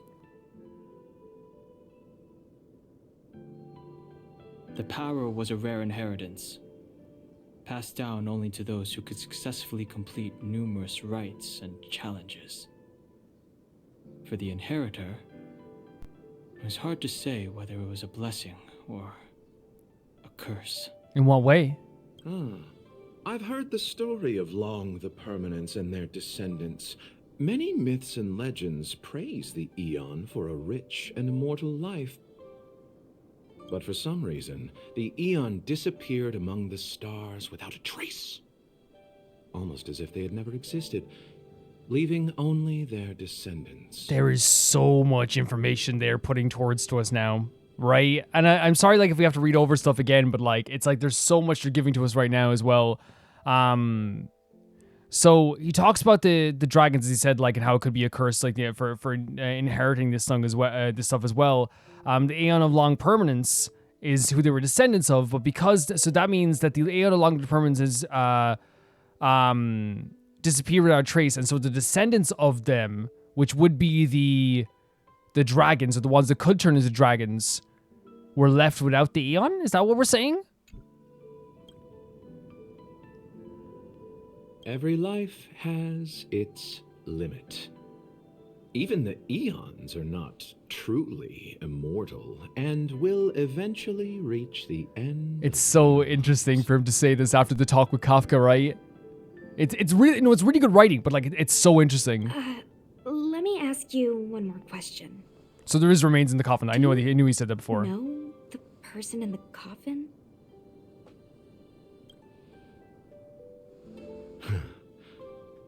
Yes. They do. Friend? No. No? So, a sweetheart? Oh, that's an interesting question as well, isn't it? Oh, miss, whatever gave you that impression? The individual in the coffin is neither friend nor relative. We met only once. By chance, I made someone a promise, and so I have to run this errand. Yeah, and he was saying that wasn't the idea of like this was a promise, or like even like in the form of a bet as well. But I do think it's interesting as well that he like is so calm about this stuff as well. You know what I mean? Like it's so normal to him. And again, I think that's intentionally trying to show like the difference between like the different, like I said, different regions, places people come from, the upbringing that people had. You know, it's so different. Like, you know, in a very sentimental way. Sushang here was like talking about like, oh, it must be someone he knows, a loved one, a friend, all this stuff, you know, and he's kind of just like, no, it's just someone I met. Let's leave it at that, shall we? I think we've all had enough rest. So before we go on, can I like read through like a lot of this conversation just like to see what, just one more time, because there was a lot of information that was thrown at us, right? So it's about the Aeon of propagation, right? So Aeons can die, right? We've heard this, Aeons can die, but he's saying like they can usually, ordinary beings can't do this. They have to be like, the one who killed propagation, was another Aeon. Why did they want to fight? Then it's, you know, kind of talking about how like there is like this subject you probably should know. She asked what's in the box. You know, it's part of the job to deliver the Xianzhou. For a long life species, saying like death is probably a distant concept, but then we talk about the idea of like how they send off their deaths as well, the Hall of Karma, where they will like consecrate their names and jade abacuses of the dead. So it's like everyone has an individual jade abacus as well, and then the Foxians and the Vidyadhara, how they send off their dead. The Vidyadhara turning into an egg, so they were descendants of the dragons, or the long scions. They were heading, what's it called? They were inheritors of the permanence. Is that what it is? Permanence? Yeah, long permanence. And they could turn into dragons. And the idea is it could be a blessing or a curse. But that Aeon just disappeared without trace. Okay, I think we got it. I think we have an idea of this as well. Okay, that's fine. Okay. I think we have some idea of this as well. I think like next time we might go through a lot of the terms as well like that also. But I think we understood what they were trying to get at there. And I think it's also like, just again, as I said, good writing to have right after this conversation with Kafka about like fighting an Aeon, to have like, you know, Luocha like very like blatantly being like, you know, even Aeons can die. You know what I mean? Even Aeons can die. I know we're getting to use these characters again. I meant to switch to Luocha for that, but it's okay. Luocha for that. Awesome. So we do get to use these characters again. Wait, so it's blocked by story, this power that he has. So I'm guessing like it is probably a very important thing for the story, I guess, but that's okay. She's so cool. No, like legitimately, like her stance, it like to me is so cool. Like, look at this, she's so freaking cool. And then brushing the sweat off her brow. You. Oh, you know what it actually is? Sorry, it's not that the power is a story. What it is that we can't use him right now because he is part of the story. He's not a part of a trial. Very interesting. Okay. Yeah, all these conversations are so interesting. This whole like these whole revelations about like, you know, the nuke and like what the Stellar Hunters are here to do. All this lore they're dropping on us. All this is so interesting to me, and it just makes me so much more intrigued to go forward with the story as well. It really does. I've no interest in conflict. This is what I'm talking about. She has such cool stances. She's like a hero. She can have her own game.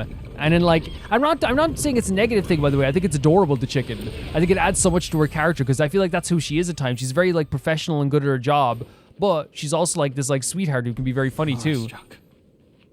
It looks like someone's hurt. Oh wow. Wait. Let's think before we act. Oh, we can switch to him. This will strengthen our position. She's in real trouble here. Silent but deadly. Luocha, let's charge in together. If we take them out quickly, we can rescue the girl. Yes.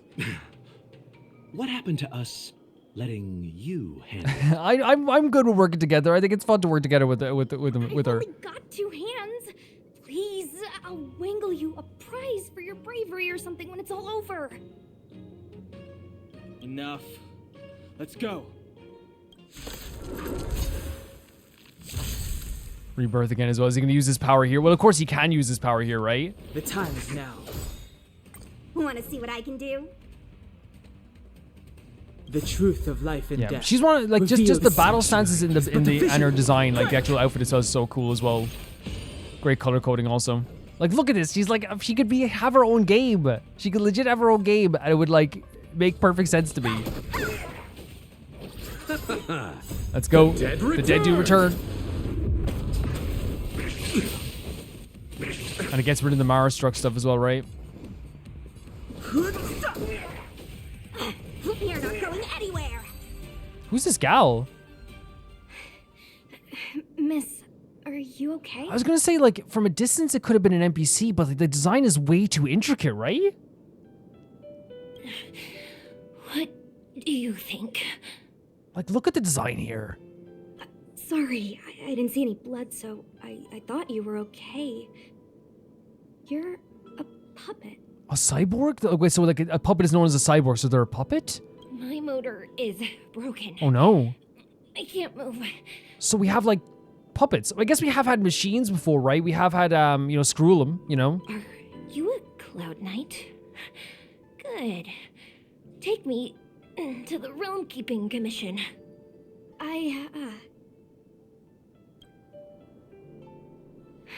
Luocha, silent but deadly. I love the nickname. I'm afraid we have to delay things again. This lady is one of the judges of the Ten Lords Commission. As a Cloud Knight, I must prioritize her orders. That's fair. No, it's okay. So she's one of the judges of the Ten Lords Commission. Okay. I'm sorry. If I'd known, I wouldn't have got you to come with me. You'd probably be there by now if you'd gone by yourself. Don't worry about it. I think, like, you know, it's been helpful. I happen to have some medical knowledge. Perhaps I can treat the young lady's injuries. You're full of surprises, Luocha. Full of surprises. But he is a healer, I guess. Puppet. I think we should just take her to the Realm Keeping Commission. Don't worry, Miss Sushang. Leave it to me. I want to know more about these puppets. I really do. You might get an aching or numbing sensation, oh my god, but it shouldn't be too painful. Do you think you can hold still? Hey, she's like sparking as well, but look at him. He has like the freaking pendant as well. He looks angelic. Absolutely angelic. It won't work. My body is mechanical, not flesh and blood. What if this works? What if this works, Be though? it mechanical or organic, we're still dealing with composite substances. I just hope you'll tolerate my methods. He's such a charming tone to his voice. Is this actually gonna work? I think it will, right? Oh my god! Oh. Curious. Yeah, this is definitely a named character, right? How... Oh, what kind of medical knowledge is this? Abundance. Oh, that's the abundance. Okay, okay. Very good. Oh my god, your hair's so cute! We, no longer need to return to the Realm Keeping Commission. The mission continues. There we go. Are you gonna come with us? As a judge in the employ of the Ten Lords Commission, I am forbidden from interfering in the affairs of outsiders. However, seeing as you came to my aid, a word of advice. Leave as soon as possible. She has a really cute design, doesn't she? Like, at first sight, from a distance, I was like, is that an NPC? But then as you get up closer, like, no, the design is way too intricate, right? Love the hair. Love the eyes. Cute design I came to here. address the root of our crisis by arresting a fugitive, a Stellaron hunter. This villain possesses exceptional swordsmanship and wields a divine weapon. They are extremely dangerous. Is this Blade? Oh, Dan Hong knows, yeah. If it hadn't been for a strange accident, my wingspan might have been cut short. What do you guys think about this design? This is like such like an interesting, like, right? Like it has like this like cool mask on the front of it as well. It's almost like a royal garb, but I guess that's maybe just like maybe the outfit that they wear in that commission as well. Has a bell on the side also. I think that, like, are they tights? Their tights are really cool as well. It's interesting. It's an interesting design. Yeah. I wonder if this is like uniform or just like, you know, the outfit that she wears herself as well. I think the hair is absolutely like really, really cute as well, and the tights are really cool also. It's just a really interesting design, right? And I think like when I say interesting, I mean it's just kind of one of those things where it's like, yeah, love the hair, love the tights, love the mask symbol as well. I think it just takes my eyes time to adjust to the color coding in some way, maybe. Because it also has some like really like pretty like, you know, reds and blues going on with the white as well. But it just reminds me of kind of like a royal garb, you know, in a way. Strange accident? The tone, listen to his voice as well. He's like standing, he's like paying attention so much. Well, he always does pay attention, but you know what I mean. Adore her hair. So nice. Come with me. So interesting. To have a character kind of be like, you know, just show up. I guess they do introductions very randomly in this game where you'll just have like a character show up like every few seconds as well. But it seems in this case, we now know that Luocha, because of the abundance, was able to cure... Is able to cure even a cyborg, a puppet, I suppose you can call it. Yeah, a puppet, which is, to me, it's even cooler than a cyborg. A puppet, because they still are made of like materials that comes from like organic materials, I guess. Which does make sense. Like, you know, you can't make stuff out of thin air. Stuff has to come from other materials and from natural substances as well, I suppose. Did you see Don Hung as soon as, like, you know, the description of what I think should be Blade was mentioned? He, like, his ears perked up almost instantly. He was, like, so interested in what that was, or who that was, you know? For sure. I've never seen anything Whoa. like it.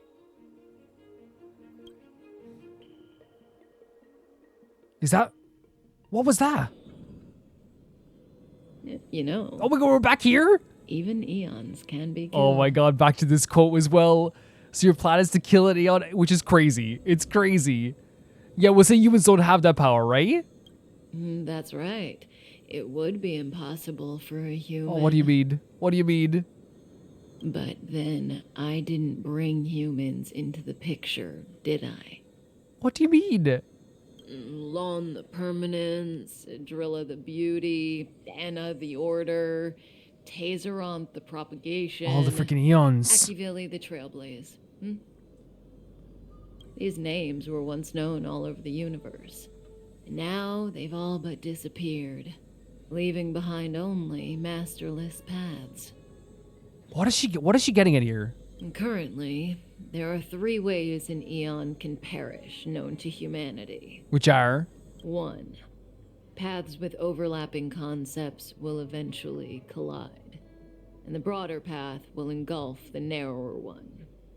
That's how End of the Order was assimilated by Shipe the Harmony. So it's the idea that, like, if a bigger path crosses past with a littler path, then it will just devour it.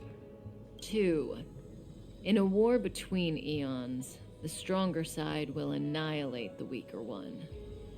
That's how Tazeronth the Propagation fell. Under the guidance of the Hunt, the Xianzhou Alliance travels the universe exterminating abominations cultivated by the Abundance. So, the Xianzhou too are engaged in this process. And that's probably why she wants the help from them as well. Why does Xianzhou want to kill the Abundance? As far as I know, the predecessors of the Alliance were the Elixir Seekers. They searched for Yaoshe and longed for the blessing of immortality. When they eventually found the Eon, they received a blessing that did indeed prevent death.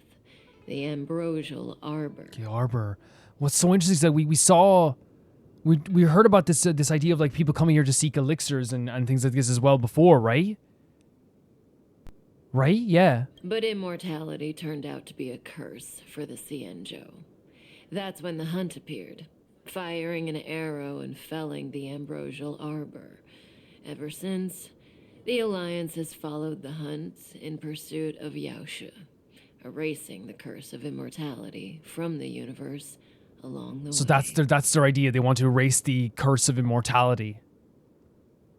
And that's honestly like we that concept is so normal to me. The idea of like something like, you know, seeming like it's a great gift of immortality, but actually being a curse as well. What do you think? Fascinating stories, no? I mean, yes, 100%. But how are you like? Are you planning to overlap on an Eon? Stories that folks on the straight and narrow would never tell you. Oh my god. What about the third way? That's what I'm thinking. Do you believe all this nonsense? What is the third way? Please tell me what the third way is. Hold on. Any minute now. Oh, what do you mean, Kafka? What do you mean? That conversation, when she said that to us there as well, where she was like, she said this to us here. They're kinds of stories that the folks on the straight air would never tell you. That is 100% like a little bit of like a little bit manipulation, kind of being like, hey, look, if you know, you stick with me, you know. What does she mean by this?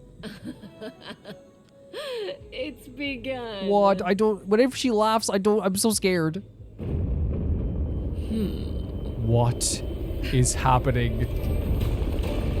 What, Kafka? What have you done? The tree is like rising to the sky? Oh no. Wait, could she escape whenever she wanted? Blade. Let's go, Bladey. Oh, places to visit. Kafka! Oh my god, they're so freaking cool. Did Kafka escape? How are we gonna Holy. this to the Master Diviner? She could have left her restraints whenever she wanted. And then Blade showing up as well like that, out of nowhere. This was so meticulously planned. Everything in this was so planned to a T. The fact that Blade showed up at that one moment there as well. Kafka just falling back as well, then Blade jumping nose first. Like, it's really one of those situations. You know what it's kind of like reminds me of, right? Back in the day, they did this anti-smoking thing for, they put Marlon Brando, who's like one of the coolest actors ever, in this anti-smoking ad. I think it was called The Wild Ones. And I might be wrong about the details, but like, they made him so cool that people were like, I kind of want to smoke now. You know what I mean? And what they're doing here is like, these guys are bad news. They could be evil. They have these secret evil plans, but they keep showing them in such cool ways that it's like maybe having this effect where I'm kind of like, no, they're freaking sick as well. You know, they're so cool. If what she said is true, we won't have to explain anything. Yeah, because she knows everything. Hey, did she brainwash No, you? Fushan knows everything. Holy frickin' hell. we're going to be ending the episode here, guys. We're going to be talking about this as well. We've done a lot today as well. I am like exhausted. I am exhausted, but it's so freaking incredible, all the stuff that we got to witness today. And I don't even think, like, I'm going to forget stuff.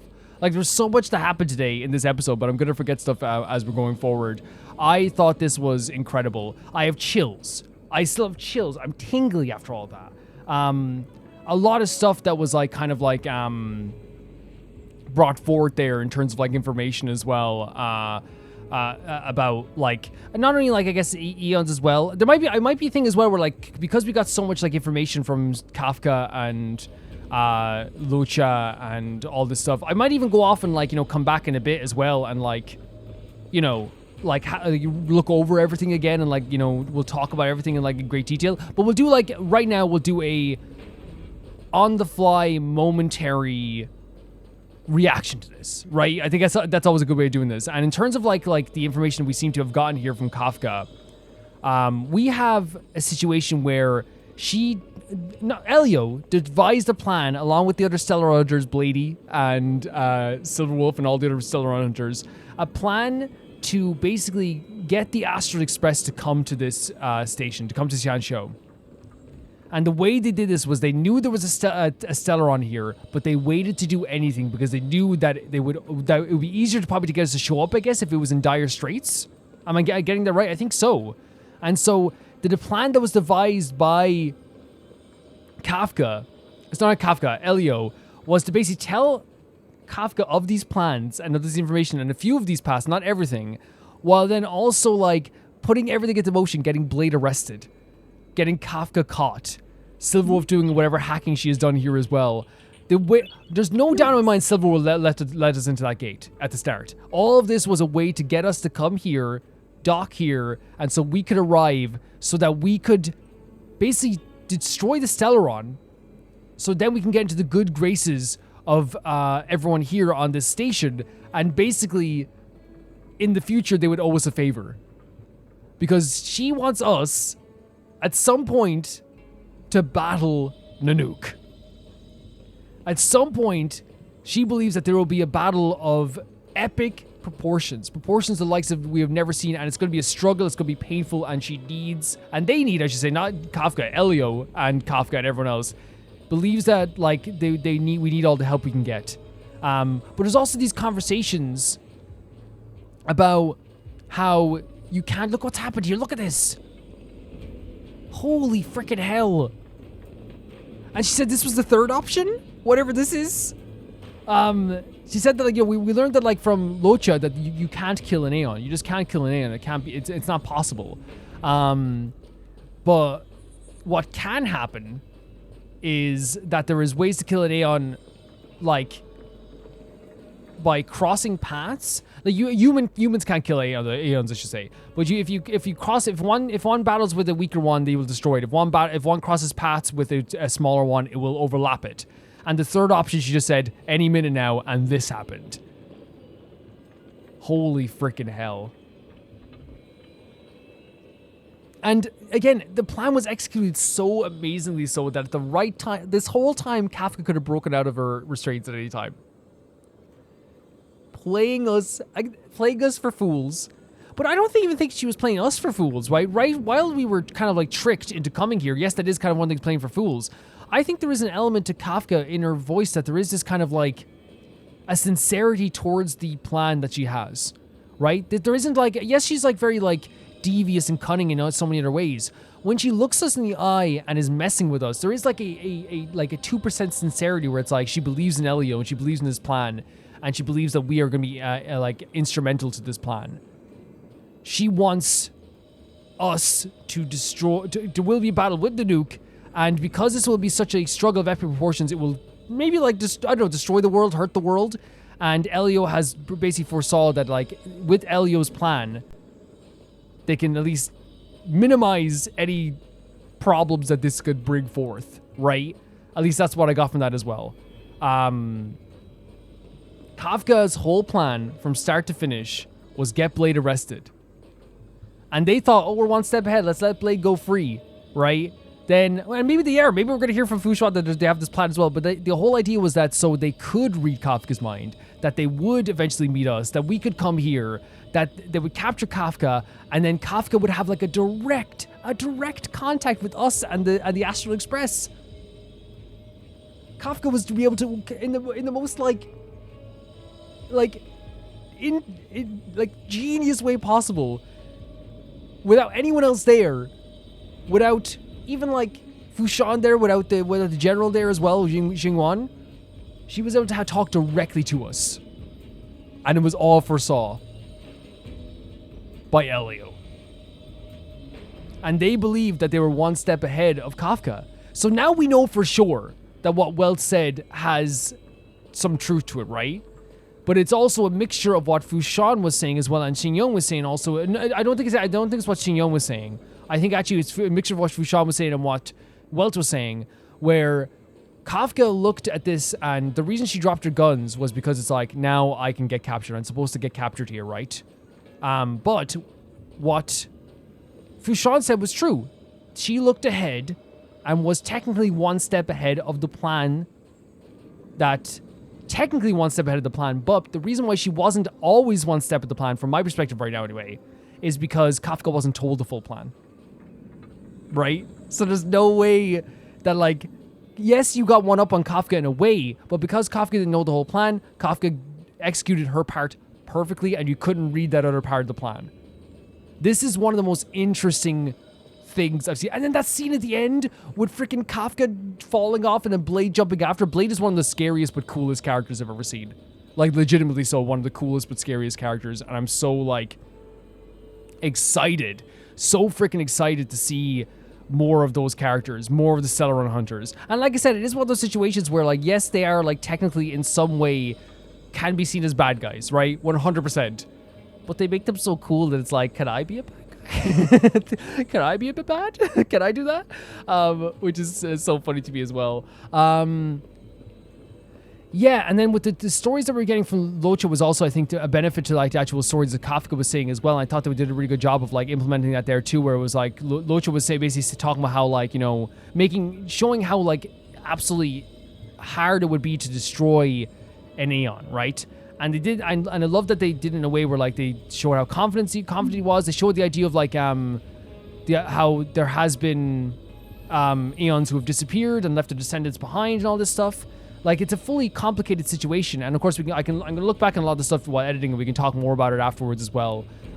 Because there was I felt like there was a lot of information being thrown on us, which is why, you know, you guys are very correct. We are going to hopefully read the blurbs and stuff like that just on terms, basically, like, I guess not that I don't feel like confused. It's more of a case of just like, it's to prevent any time in the future where I'm like, oh, what's that? You know, oh, what's that? So like, maybe I might even get you guys to tell me like where I should read up to. I think people said like factions and stuff like that is probably a good thing to read up on, which, yeah, 100%. This was such an incredible episode for me. Like, this is so freaking incredible. Look at these locations. Well, yeah, like, and other stuff too. Like, so much happened here. We saw the new puppet character, where Luocha was able to, like, cure, and he has the abundance power as well, at the same time. And also, there's a thing with, we got to meet Xing Shui as well, who is an hilarious character. I adored meeting her in this episode. We should face the screen, Cell. Sorry so much. I'm so rude to you, Cell. A character that's so hilarious and so funny as well, but also showing, like, again, like, that hierarchy, the systems in place with this group and all this stuff too. We got to see, you know, I think the conversations between Luocha and Su Shang and Dan Heng, while again, like, you know, very adorable in some ways too, you know, like silent but deadly. And again, he is silent but deadly. There is like I feel like a showing off of like the differences of like cultures of the past, of showing off history. All the stuff is going to matter with time, and even now it matters because we love to learn about different cultures and different regions in these games and how they separate from each other and how they are separate from each other. But yeah, the Kafka plan here is one of the most impressive pieces they've done so far, and like we haven't even scratched the surface of this game. You know what I mean? We haven't even scratched the surface. Like, I'm in awe. I'm in awe at all the stuff they were able to do here. I'm in awe at like the powerful depiction of this story, where it makes my heart pound, makes my skin tingle, and I'm just so intrigued to find out what's going to be happening next in this story. It seems to me with the Stellaron Hunters, and this is my perspective, that the Stellaron Hunters aren't necessarily like bad guys in that sense. What the Stellaron Hunters are seemingly trying to do is maybe like prevent some sort of disaster, we could say as well. But they're doing it in a way that like will make sure that they don't have to die off, I guess. They don't believe in the IPC. I don't think they believe in many other factions other than themselves. But it seems like they let even the Stellaron this time around just like go along with it, you know, and progress a little bit further, so they wouldn't, this could all lead to this plan. But the Stellaron was brought here as well, I believe, because someone wanted to like, it was either a betrayal or someone, it was unrest from the inside and attacks from the outside. So it was some sort of betrayal and traitor amongst their midst as well. I wonder where that's going to come into it as well. So much stuff happened in this episode. Oh my god. So good. I'm going to come back maybe a bit. Maybe I will. I'm going to look back after edit stuff and we're going to talk about some of the stuff that happened in this episode. And maybe I'll look through some of the information again and we'll talk about it as well. If there's anything I missed. It might just be a little blurb at the end. But this was incredible. Kafka and the Stellaron Hunters wants us to... It seems like they want us to... That we eventually are going to have to fight a god. An Aeon. Eventually we are going to have to fight an Aeon. And they want us to have the most help that we can have. Oh, I also loved as well the separate scene. I love that they have a separate mission for like what's happening. Like it kind of gives you an option, but at the same time, like I thought they should have just integrated that into the main quest, I think. Because it to me, like it's only a small thing, but it's part of the journey, right? And I want to see the parts of the journey, you know. And we got to go back to Dan Heng and those characters as well afterwards, and meet a new character too. In terms of like the new characters we met in this episode, we already knew about Xing Shui because of we got her as a character. Funny character, absolutely hilarious. There's the new puppet character. As I said, like I love the hair, I love the tights, and like aspects of the design were cute. I just think like it took me a while to like adapt to like the color range that was happening. It was like a lot of like blues and reds and whites, which is nothing wrong with that. You know what I mean? Like it's like almost reverse America colors in a way, but like it was like it just took a time to kind of like adjust to like looking at what we were seeing, I guess, in a way. But I still think it's a very cute design. Yeah, and like I'm trying to think, what other new characters did we get introduced? I guess you could say Blade as well, but like the stuff with Dan Heng. He's like getting so worried about Blade when he heard the description of Blade. He was like nearly having a heart attack. His story is going to be so interesting as well. But I've gone from the point where like I want to find out like the Dan Heng stuff was like the most interesting stuff to me, to now having it equally be as interesting with the stuff that's happening here as well. It's great. It's really cool. Hi everyone, it is Calvin returning once again, talking about what has happened, or what, like a little bit more information. I think I didn't talk enough about the idea of the dragons and the eggs and the reincarnation, the Vidyara people, which again is, you know, Bai Lu is one of the three kind of like, I think like people that live on this station, I guess, as well. But I do believe that like what they were saying is that like when they die, they become an egg and then become reincarnated again. Luocha and the abundance thing, I can't believe like I kind of didn't pick up on this, but I guess, you know, sometimes you do miss stuff when there's so much information being thrown at you.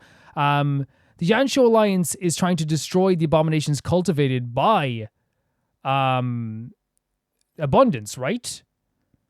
So I wonder if he's going to have something to do as well. He works on under the power of abundance, and maybe Dan Heng, that's why he was looking at him when he said this as well.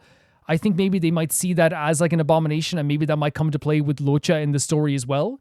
Also, but also Luocha like seems very knowledgeable about all this stuff, and he seems like almost like, you know, well learned about everything to do with like the eons and even like, you know, the abundance and all this stuff. But we'll see where that goes in the future. And there's a lot of talk about death I've noticed in this episode as well, and it probably has to do with the fact that like whatever, you know, reincarnation, how you send off your dead, you know, carrying dead bodies, like it's a big theme of death and like, you know, on this planet, it really feels like, it really does feel that way, and rebirth and like, you know, new beginnings in some ways too.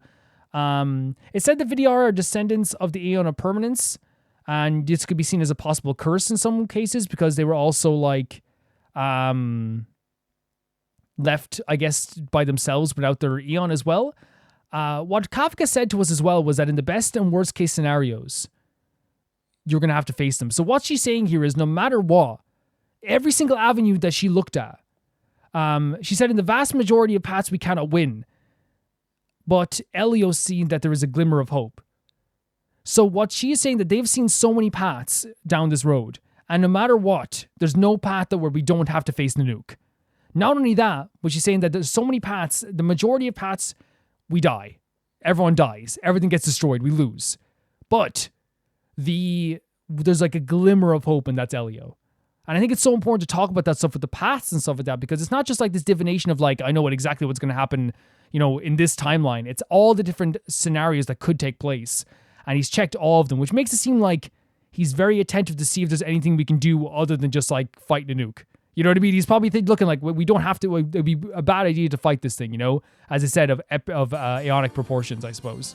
Thank you then to my patrons at the highest tier of Tyfarer 2, Jamie Bull, Janet the Banana, the Ghost of Venus Zuba, Felicitas Felix, Yule, Radish, Anusta, Death Trap, Lynx Markey, Assassin, True Peanut Butter, Peter Shelson, Heck, Leon, High Kasperian, Jared Beanham, and on the highest tier of YouTube, Royal Gamer 7 and Blasco. And I'll see you all so soon. Bye bye.